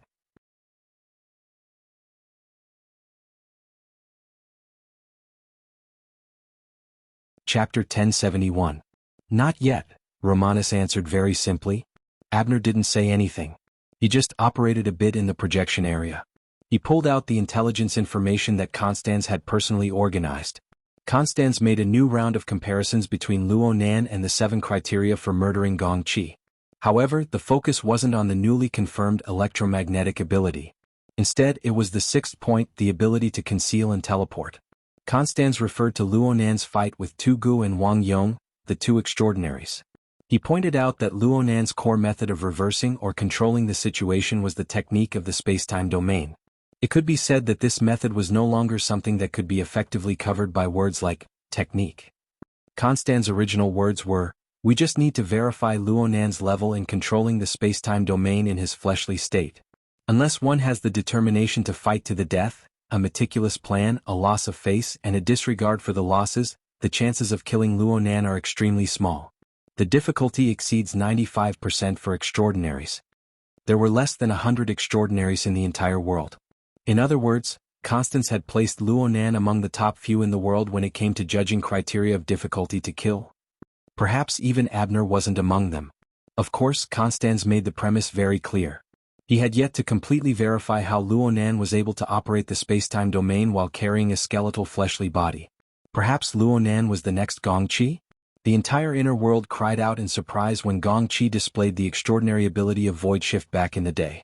This was an undying godly technique. But in reality, this was just a godly technique on the soul level. Once the fleshly body was shackled, it would fall by several levels. Now Gong Qi was dead. He died by Luo Nan's hands. It was quite ironic when he thought about it. Abner thought about Gong Qi and thought about Jin Tong. The deaths of 2 extraordinaries in less than a year were inextricably linked to Luo Nan. And these 2 extraordinary lives had truly verified Luo Nan's extraordinary lethality. One for offense and one for defense. 2 hard poles crossed here. Even if there were all sorts of subtle joints, even if they couldn't reach the theoretical pinnacle, so what? A battle record was a battle record. No one could deny it. Abner sighed again. He made corresponding adjustments to Luo Nan's position in his heart. Only then did he look at the flexible e-ink screen on the table. His eyes and fingers swept across it at the same time. Let's change the time first. Let's tentatively set it at 10. Romanus, who was behind him, replied simply, "Okay." Initially, they had set the round table conference to be held at 8 o'clock in the evening. Yes, it coincided with the auction. For some of the participants, it was very unfriendly, it was practically making things difficult for them. That was the truth. However, as the live broadcast on T-City's beach continued to ferment, an unconfirmed horizontal line was marked under the meeting time. The necessary part of the meeting notice had been postponed again and again. Now it was finally time to change it completely. There was no other way. As the organizers of the conference, they needed to take Luo Nan's thoughts into consideration. He also needed to observe and wait for the inevitable variables brought about by Luo Nan to be more exposed. As for tentative, it meant that he could postpone it further. Abner swiped his finger downwards as if he was reading seriously, but most of his energy was focused on the conversation with his secretary. Suddenly he brought up another topic. "What do you think Lord Secret Contract is doing?" Romanus maintained his silence this time. Abner's finger finally stopped on the 3rd item on the agenda. According to the current arrangement of the agenda, the first 2 items were to continue the contents of the last identification meeting, to clearly identify Gong Qi's murderer. The second item was to discuss and decide on how to deal with the murderer. However, this was not a simple identification meeting. It was a high-level conference that had been thoroughly prepared. Even if it was just a gesture, the important participants had to have the right to know and the core participants had the right to propose and deliberate on the agenda. Abner sent a draft agenda to the leaders of the 3 major secret orders, high-level representatives like Director Mao, and some powerful local powers leaders. He asked the other party to propose amendments. This was the process of communicating, discussing, compromising, and even making peace before the meeting. It was the most important part of a large-scale conference. There was no other. The responses from all sides were basically in line with expectations, except for the Eye of the Secret Contract. What Abner said here was twofold. One was naturally the movements of Blood Demon and Wan Luhua. The actions of these two were open and above board, but they brought about undercurrents on a deeper level. They set off an enormous maelstrom that was hard to see with the naked eye. Everyone knew that Blood Demon and Lord Secret Contract had a deep friendship. As for Wan Luhua, she was tantamount to being the spokesperson of the Eye of Secret Contract. The two were advancing and retreating together with Luo Nan in a public setting. The meaning behind this was obvious. The Eye of Secret Contract. Abner's finger gently rubbed against the flexible screen, causing the text in that area to slightly warp and glow, reporting the results of the observation and research of the Abyss region, 2086 to 2096, and some deductions. That was the other side of the story. The Eye of Secret Contract really did add a topic, an outline, and a main point. Abner read it seriously, but the more he did so, the more his head hurt. That self-proclaimed future teacher of the old fellow was going to declare his existence. His field of vision shook a bit. Abner's finger steadily pressed against the flexible e-ink screen. He didn't move, but the entire plane moved. At the same time, the light that seeped in was clearly dimmer. A large amount of clouds swept past outside the porthole, intensifying the trembling of the plane. Romanus frowned slightly and soon received the report from the pilot. He relayed the report as it was. We've encountered high-altitude turbulence. We've entered the clouds to temporarily avoid it. We also need to lower our altitude. We've already contacted the Tower of the Jade Light. We don't need their nonsense. Abner's brows furrowed. Some emotions churned within him. Actually, this had nothing to do with the pilot. It was just that he was able to sense some special information from this sudden jolt and the nothingness of the clouds that struck the plane. It wasn't just him. Romanus, the two of spades who made it onto the Deck magazine rankings for the first time, wouldn't miss out on this either. The two extraordinaries suddenly went silent for a few seconds. Only when the plane stabilized did they start talking again. Abner asked, "How far away are we from the Jade Light?" "Approximately 20 nautical miles. Do you have an estimate of the cloud cover?" "The diameter should be around 300 to 500 kilometers. You've hidden it really well." Romanus gave a simple response, "Yes." As the plane entered the clouds, the two extraordinaries sensed the movement of a certain person's energy within this region. To be more precise, they had only just sensed it. A power layout that caused one's heart to palpitate was arranged within the 1,000-mile cloud layer. It nurtured a marvelous structure that no one could understand. The most inexplicable thing was that it was actually so reserved and deep. "I've never seen it before. Is it Luonan?" Romanus hesitated for a moment before responding, "Perhaps." Apex.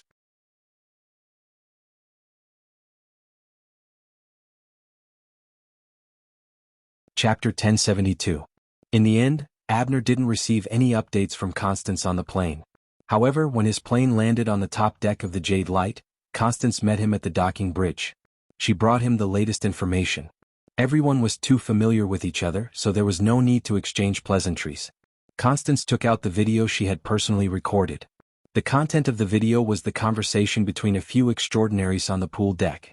Aside from the theoretical exchange, there was also Luo Nan's latest demonstration class. The heavily injured flesh and blood body of the ox demon from Ban City exploded into pieces and vaporized in the swimming pool amidst everyone's fervent discussion. The energy converged into the faith crystal hidden within the body. It seemed to have become nutrients, causing the originally empty thicket to become more and more lush and have a more translucent feeling. Of course, it could also be due to the darkening of the sky. One could tell from the color of the sky that this scene had happened not too long ago. Abner's expression was solemn. He flipped the video back and forth on the landing strip, zooming in and out. He watched it with incomparable seriousness. He guessed the various details and all sorts of legal bases. If there was something he didn't understand, he would ask Constance, who was present at the scene, for more information. Why did the so-called god of Ban City fall into Luonan's hands and be used by him? Have you determined the specifics? This is easy to guess. It should be the one who was scared away by the Amaterasu order some time ago. He's from the Great Marsh Order. He's the one Luonan frequently interacted with in Ban City. Is that so? Abner had already found the method to contact the Pope of the 100 Anthologies. He hesitated for a moment and felt that he shouldn't waste time on such details. When all was said and done, he was amazed by Luo Nan's technique, which was like the mass and energy conversion. Using the mind as a bridge, crossing the natural mode of matter and energy to realize efficient interconversion. This was an extremely important topic in the research of contemporary extraordinaries. To be able to realize this, even if it was only in form, there was still a lot of room for research. Unfortunately, not many details could be seen from such a brilliant technique in the video. Then again, would it really be possible to see it if Luo Nan was present at the scene? Abner raised his head to look at Constance. This eccentric lady was publicly recognized as the #1 boundary master of the inner world. She had deep attainments in the structure of matter, energy, and soul strength. What did she think of it? Connie? Under the combination of the dark sky and the illumination of the runway, Constance's face under the hood was even more difficult to distinguish. Only his green eyes flickered slightly. She didn't respond immediately. Instead, she paused for 2 or 3 seconds before speaking with her usual cold and deep voice. Luo Nan is an open person. There's no need to take the risk of starting a war with him. Abner was slightly stunned. He wanted to ask a technical question, but he didn't expect Constance, who was relatively aloof, to be so direct and negative. Perhaps because Abner's expression was too obvious, Constance turned slightly and gestured for him to look in a certain direction. The two of them were currently on the runway at the top of the runway, which was one of the highest points in Emerald Light. From here, across the flat surface of the runway, they could see the bright lights at the bow of the ship, as well as the vague outline of the ship under the lights. However, what Constance wanted Abner to see was actually outside the observable area, in the void where light and shadow intertwined. Where's Ronan? Abner was able to sense Luo Nan's existence because the thick clouds in the sky formed a highly connected energy relationship. Indeed, there was no concealment. It was the same as releasing an enormous amount of information on a higher plane without the slightest scruple. Abner believed that Luo Nan knew of his arrival. It was just that Luo Nan had no intention of responding. Perhaps this excessively young and powerful person was certain that no matter which extraordinary came to the ship, they would take the initiative to get close. This was indeed the case. The people on the Emerald Light, as well as the heavyweights who were about to arrive in the surrounding region, were like Abner. They were constantly paying attention to the complex changes in the depths of the clouds. They were no exception. It was too much to say that they were learning, but there was no problem in describing it as experiencing, or referencing. According to Abner's own understanding, the structure of the energy that Luo Nan displayed in the depths of the clouds was complex, but it possessed an order and a sense of design that were rarely seen among modern ability users. Moreover, it wasn't an intuitive feeling on the level of common sense. Instead, it was a deeper regularity that required one to use the brain to perform in-depth analysis. This kid. Abner had unconsciously added a restriction when he said these words to prevent others from eavesdropping. However, he didn't finish the second half of the sentence. Romanus, who rarely spoke, sighed with emotion. It's like he's solving a problem. Abner looked in that direction and nodded. Very accurate. Indeed, Luo Nan's energy movement within the clouds, whether it was the contraction, expansion, or transformation, all of them were deeply methodical. No matter how complex it was, there were very few redundancies. It was simply like a pre-designed program. If it wasn't for the occasional interference and subsequent adjustments, Abner would have believed that the driving force was an artificial intelligence. But this still made people deeply suspect that there was a highly abstract and extremely mature theoretical support behind this complex structural transformation. And this was precisely one of the most coveted values of Luo Nan. Openness is obviously a good thing. Abner sucked in air through his teeth, letting his saliva dry. Then he withdrew his gaze and responded to Constance's attitude. His stance didn't waver. In fact, it became even more resolute. Connie, this isn't a question of openness or not. In other words, the definition of openness should be defined by more people. Abner lowered his head to look at his watch as he spoke. At this time, the reception banquet before the auction had already begun. There was no one here who would enter the boring social scene, but he needed to see someone. He told Romanus, "Tell Wang Yu to come see me." Romanus was about to agree, but Constance was already shaking his head. There was even a light chuckle coming from his hood. Wang Yu ran away. Maybe she never came. As the president of the headquarters of the Ability User Society, Abner still had the basic cards to play. Approximately 5 minutes later, the incompetent host Wang Yu took the initiative to request a video call with him. The signal connected. The lighting arrangement on the other side was terrible. A large lamp shot out a strong light towards the gloomy sea. Wang Yu was in the dark under the light position. The shadows distorted too much information. Only her voice was respectful. Mr. President, I'm really sorry. My grandfather's old illness is acting up today. He's in a bad mood. I'm accompanying him on a night fishing trip. I really can't take care of the jadeite light. Besides, I'm just the owner of a ship. I'm just lending out the ship. It probably doesn't make a difference whether I'm there or not. Apex.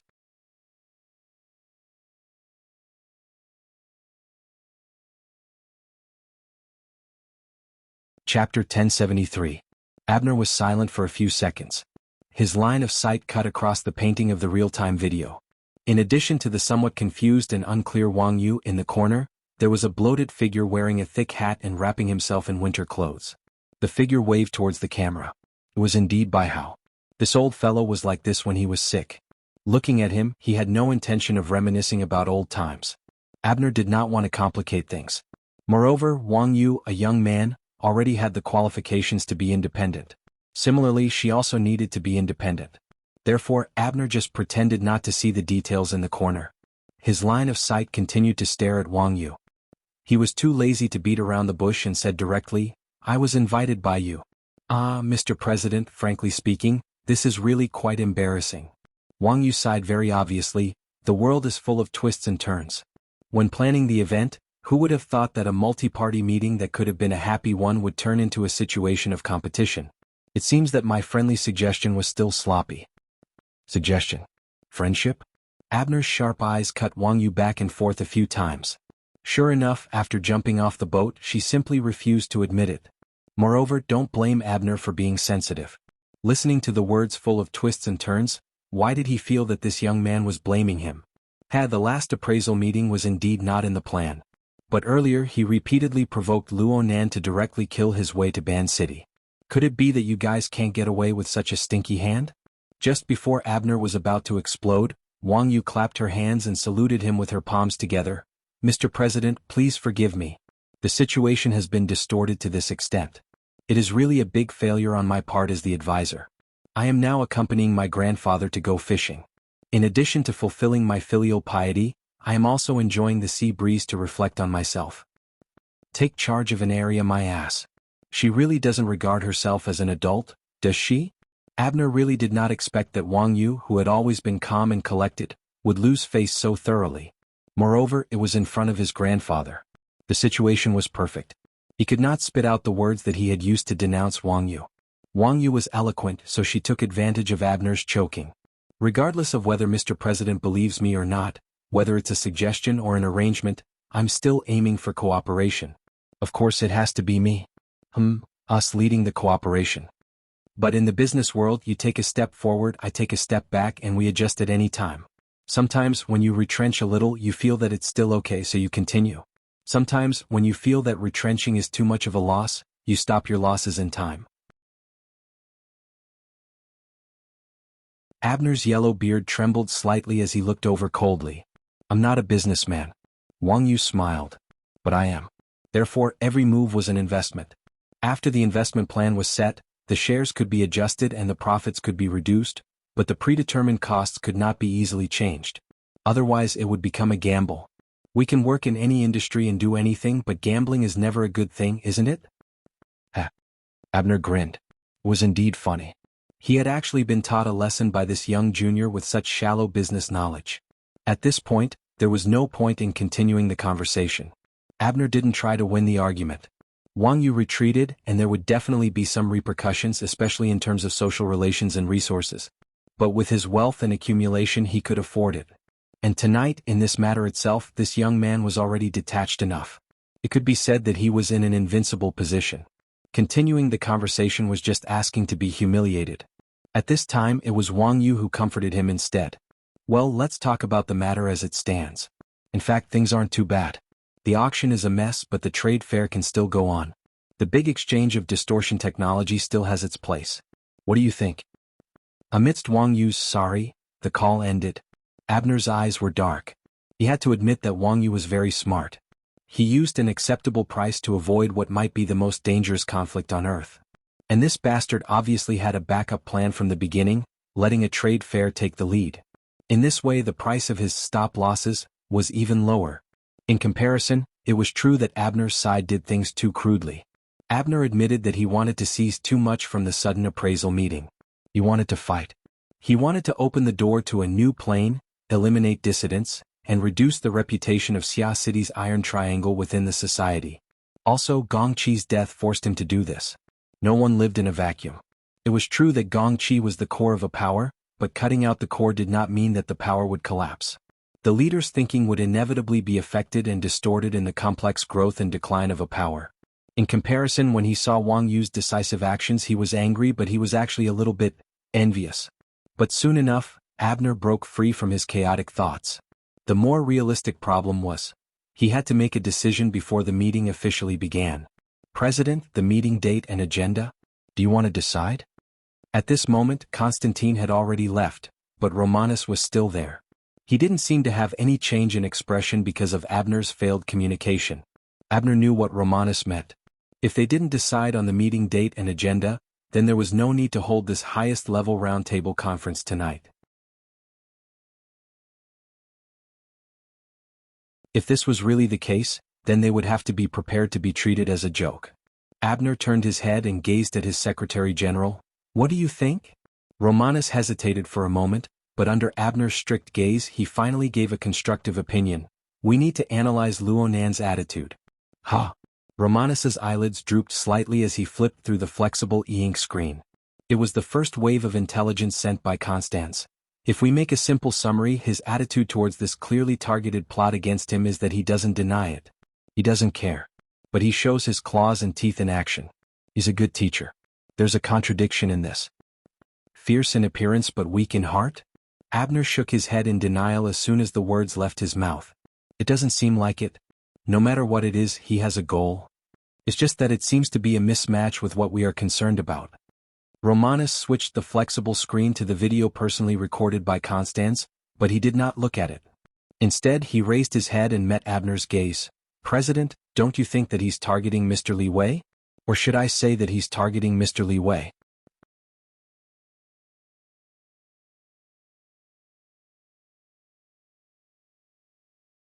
Chapter 1074. He really does pay a lot of attention to Li Wei. Abner nodded in acknowledgement. In fact, if it wasn't for Black Lion and the others intentionally or unintentionally deviating from the main topic in the video, perhaps they wouldn't be discussing the X factor in the end, but Li Wei's ancestors, Romanus wasn't just talking about today's matter. This includes the segmentation and integration of the formatting field during the live broadcast on the beach in T-City. There was also the live broadcast in Xia City earlier, where he used the dynamo core as an example. Even the term configuration was borrowed from there. Romanus paused a bit as he spoke to this point. It seemed like he was organizing his thoughts, but it also seemed like he was giving Abner space to think. I used to think that Luo Nan was targeting Yen Hong and his son, targeting the archetype format. But at this stage, Luo Nan has no reason to specifically target them. It wouldn't be strange for the father and son to suddenly die one day. Abner chuckled. Let's not talk about the old ones. Yen Yongbo doesn't look like he's going to die easily. Romanus lowered his eyelids again and smiled. Abner agreed with most of his views. At this level, Luo Nan can more or less see through some things. It's not strange for him to target Li Wei. But what about the target? They're very similar. Romanus replied calmly. At least Luo Nan is trying to make everyone think that he's the same as Mr. Li Wei. They're both people who control inconceivable resources and knowledge. They can bring great benefits to everyone, but they can also bring unfathomable disasters at any time. Him and Li Wei? Abner laughed hoarsely. He wants us to think that he's on equal footing with Li Wei? He wants us to give him the same treatment as Li Wei? Maybe. But it's also possible that he's just watching Mr. Li Wei. He has an indifferent attitude towards others. At least today that's how he behaved. You're saying he's provoking Mr. Li Wei? He's even waiting for that person to make a move. Abner was still laughing. Li Wei would do something like this. Halfway through his words he suddenly stopped. That was because Abner recalled that Li Wei had really been active a month ago due to an inexplicable missing uterine fibroids case in Spring City. Speaking of which, the bright red sarcoma in the video was also a tumor. There was no need for Romanus to make things too clear. That was enough. Abner had already understood. If we continue to stand in front, not only will we be used by Wang Yu, but Li Wei might also be happy to have a shield in front? Abner was very direct in front of his confidant. Romanus did not speak again. Abner, on the other hand, frowned. For the first time his heart wavered. It's okay to help others, but if I can't get a favor and end up in trouble, it's really unnecessary. He pondered for a moment before asking Romanus, "Do you have any suggestions?" At this point, Romanus didn't waste any more time and directly said, "The agenda can be changed, but the meeting cannot be delayed." Yes, this is the main principle. Abner was not prepared to show his face and be treated as a joke. Although Romanus' words were not original, they were exactly what he wanted. And then? You can adjust your center of gravity. Start strong but end weak. Romanus lit up the flexible e-ink screen and swiped on the relevant topic. It just so happens that Lord Mitsuki has an idea. We can take advantage of the situation and let him be the main axis. Abner looked at the inexplicably long topic title. He was still a bit hesitant. His attitude towards Luonan seems to lean towards, we can communicate with Lord Mitsuki again and let him be the bridge. Tonight's roundtable conference can go off topic, it can be vague and it can be completely useless. But no matter what, we must make Luonan admit to the crime of killing Deputy Secretary General Gong Qi. This was a victory on the political level. Abner's burnt yellow eyebrows raised. He will admit it? Romanus answered with drooping eyes. As long as he wants to maintain his indifferent attitude, why wouldn't he dare admit it? Maybe he even hopes that there will be an explosive point to push him a bit higher. Having said this, he habitually added, "This is my personal opinion. You can use it as a reference, President." Abner was a bit startled, but then he laughed out loud. "Roman, you must have an oriental soul in your shell. Over there, it's not over yet." On the pool deck, Luonan's consciousness shifted a bit. It was really that Abner's unfriendly thoughts were far too intense against him. Even though there was a restriction separating them, making it hard to distinguish the details, Luonan was far too close to Abner. His own sensing mode was special, causing him to be more or less disturbed by the warning signs. Of course, Luonan only gave it a glance before quickly withdrawing it. Before the auction and the roundtable conference began, Luonan had done everything that he could and could do. Her Majesty Empress Wu had taken a portion of what he hadn't done, and Blood Demon had volunteered to take another portion. Luonan couldn't ask for more. Right now, he felt that it was more worthwhile to focus on what he was better at and polish his current advantages. The clouds in the sky surged violently, rising and falling from time to time. They were actually the majestic body of Mother Micah. They were intimately connected to Luonan's energy, and they were also deeply blended with the power of the soul cloak. Luonan's thoughts were shuttling back and forth within the body of Mother Micah. Everything else was fine. Right now he was mainly searching the depths of the clouds, searching for the erratic life and death, the flashing magnetism of lightning and fire. During this process, the materials of the School of Fantasy, the confrontation on the front lines of the relay station, and even the short but deep memories of the magnetic mica that he had experienced in his offline tests were supported by the enormous flood of information from Sunwheel Absolute Hell. He had confused the distinction between friend and foe. Several kinds of information were mixed together and compared to the incomplete model of the magnetic mica within the Misty Hall on the mental plane. The reason why Luonan was like this was because he was suddenly stimulated by a flash of inspiration during the discussion with many people. He suddenly discovered that there seemed to be a problem with his previous design train of thought. Or perhaps it could be said that he was limited by his first impression. It must be known that the magnetic mica looked like a vapor cloud, but it was absolutely not a vapor cloud. Its most fundamental ability didn't have much to do with this toy. The vapor cloud could only be considered a kind of external appearance. It was just some kind of carrier.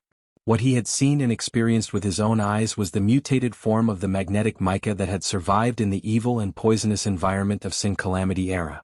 What he researched and studied was the basic nomological state that the School of Fantasy had constructed using configuration and superconfiguration theory before Sin Calamity era. There was already a large difference between the two references. What's more, the original magnetic mica wasn't like this.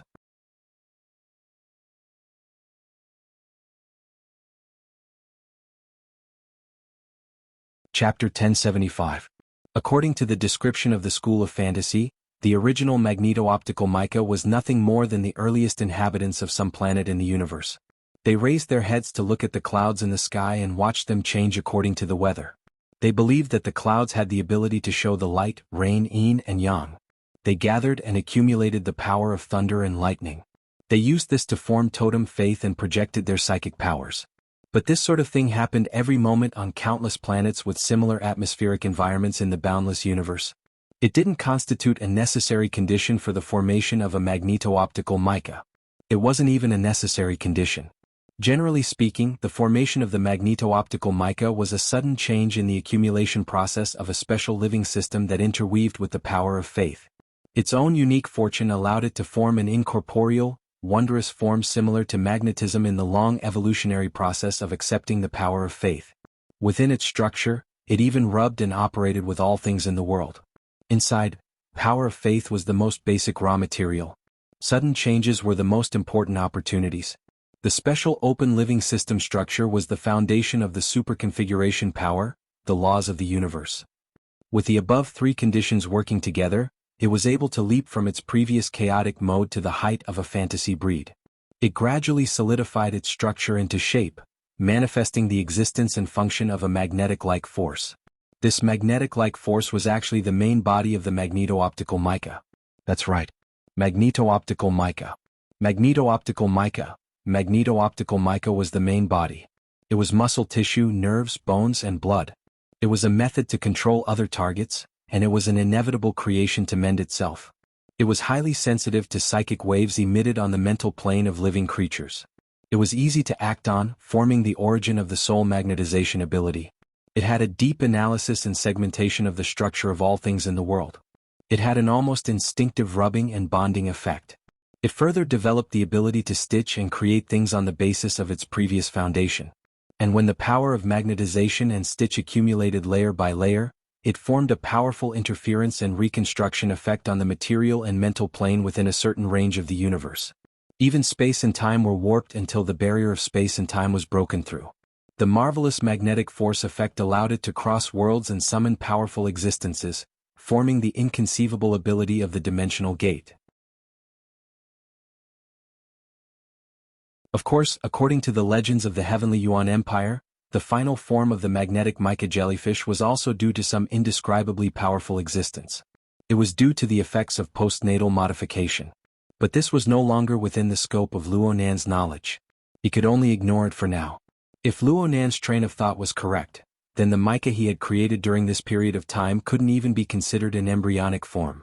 It was just a production line for the production of magnetism or soul magnetism. Luo Nan was quite fated with things like production lines. It was his believers and the lives that were bound to the living starry sky that provided him with the incessant soul power.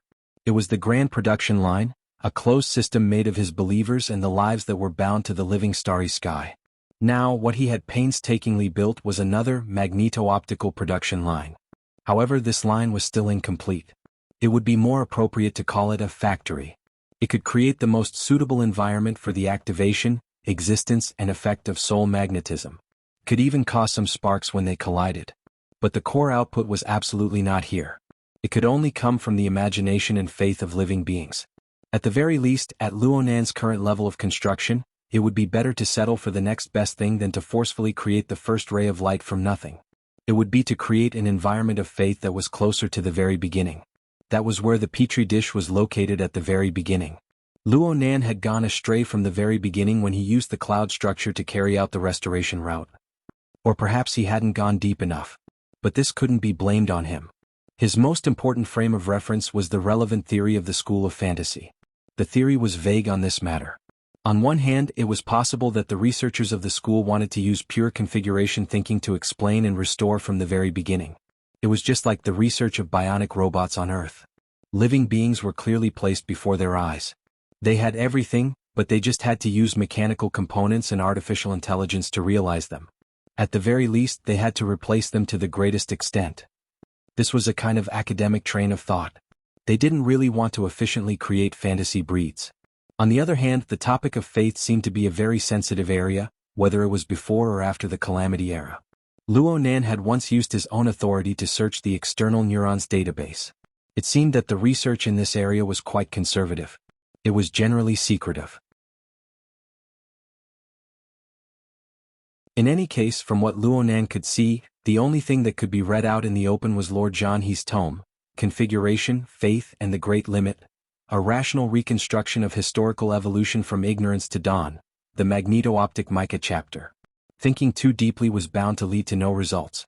Luonan didn't have the time to tangle with these questions that were destined to remain unanswered in the short term. Plus, he didn't have any academic persistence in this area.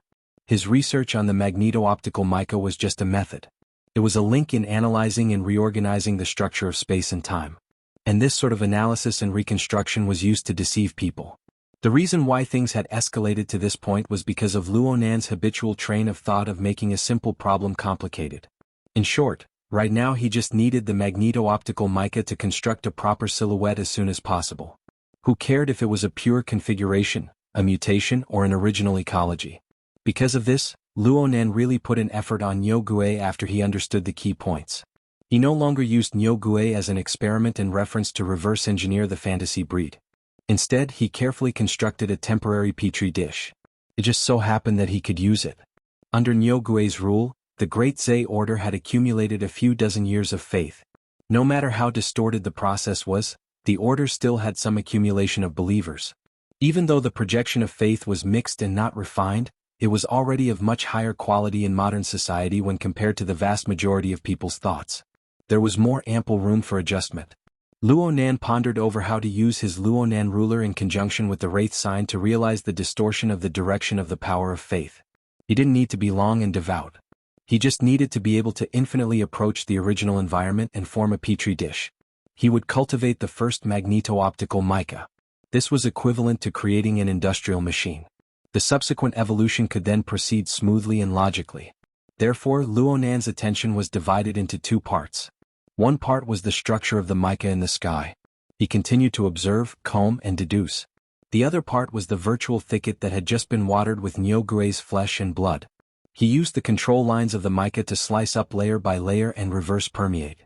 He carried out a thorough understanding of the system of believers and tried to make adjustments.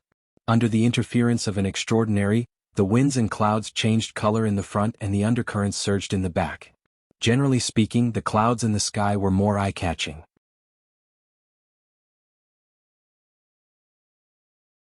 On the jadeite light, whether it was an extraordinary, a relatively ordinary ability user, or an ordinary passenger with restless hearts, they all paid attention to it from time to time. As for Nyogue, who had already been reborn and transformed, he seemed cold and cheerless, but there were actually people watching him. Apex.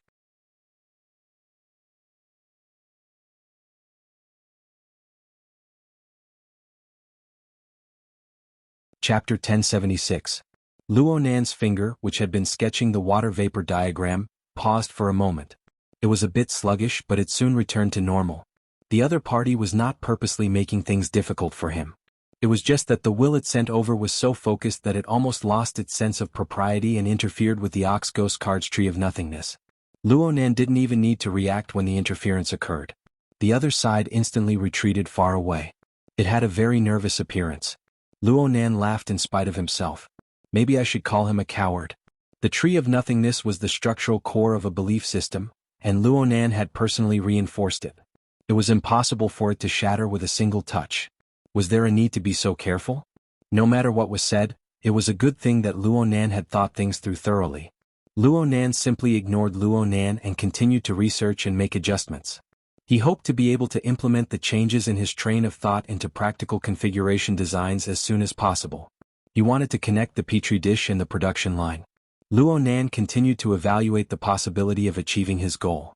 He knew that it was impossible to nurture a fantasy breed overnight, but as long as the train of thought was clear, the design was right, and the structure was adjusted, the continuous accumulation would eventually succeed. Yep, I have a small goal tonight, to nurture the first ray of light. It's a little difficult, but it's not impossible. The existence of the cowards caused the number of extraordinaries in the vicinity of the jadeite light to rise to double digits, and it was likely to rise even further. The situation became even more complicated, but everyone had a gentleman's agreement in the end. At the same time, Luonan simply ignored Her Majesty Empress Wu due to her inexplicable trust in her character. At this point in time, it would be difficult for him to study in peace. Zhang Yingying, who had been helping with the chores before the meeting, walked over quietly. She didn't interrupt his train of thought, but it was obvious that she had something to say. Luo Nan confirmed the time, but he didn't expect to fish out any more profit from it. He simply waved his hand and erased the structural sketches. He floated lightly to the side of the swimming pool. Zhang Yingying curiously glanced at the center of the pool. That cowardly, tasteless and boneless cow ghost had suddenly become like this. It was more or less surprising. But soon she focused her attention on Luo Nan. She wanted to see if Luo Nan would have any psychological fluctuations at this stage. But all she saw at this time was Luo Nan's warm and intimate smiling face. "Sister Yingying, what's the matter?" Zhang Yingying blinked. "We're definitely going to have that roundtable conference tonight." It was basically confirmed. There probably wouldn't be any changes. "The boss asked me to pass the agenda to you." "Basic? Roughly?" Luo Nan looked at Zhang Yingying's projection interface, looking at the formal agenda list. The organizer of the conference, the participants, the format of the conference, and so on were clearly written on it. It was almost completely within his expectations. The only variables left were the meeting time and agenda. The time is set for the East and West Districts 2200 hours tonight. That was 2 hours after the auction started. If there were no accidents, the auction should have ended by then. It was relatively reasonable. As for the agenda, at this time, Luo Nan had already read out the important parts in a low voice. Continue the matters related to the identification meeting. Headquarters personnel adjustments after the death of Deputy Secretary General Gong Qi. And the Lord of the Secret Contract. The topic of the agenda was a bit long, so Luo Nan skipped it. "It looks rather ordinary." "Very vague, right?" Zhang Yingying smiled. "Boss said that even though it's boring, it might be a good sign for you." Luo Nan didn't care. "Don't tell me we have to count on that side? Being timid is better than being stubborn. Boss has already received more accurate information. Due to your super high-profile performance these past few days, their attitude has clearly softened. Someone has already sent a message to boss, saying that everyone needs to communicate and discuss. I'm afraid that the next 3 hours will be even more exciting than the auction." Blood Demon's cackling laughter interrupted Zhang Yingying's words. Then he appeared on the deck. "Not only did they send a message to Her Majesty Empress Wu, they also think quite highly of me. I came here this time to shoulder the heavy responsibility of a lobbyist." "A lobbyist?" Blood Demon kept Luo Nan in suspense. "It's about time. Let's go directly to the venue. Tonight isn't just for the auction.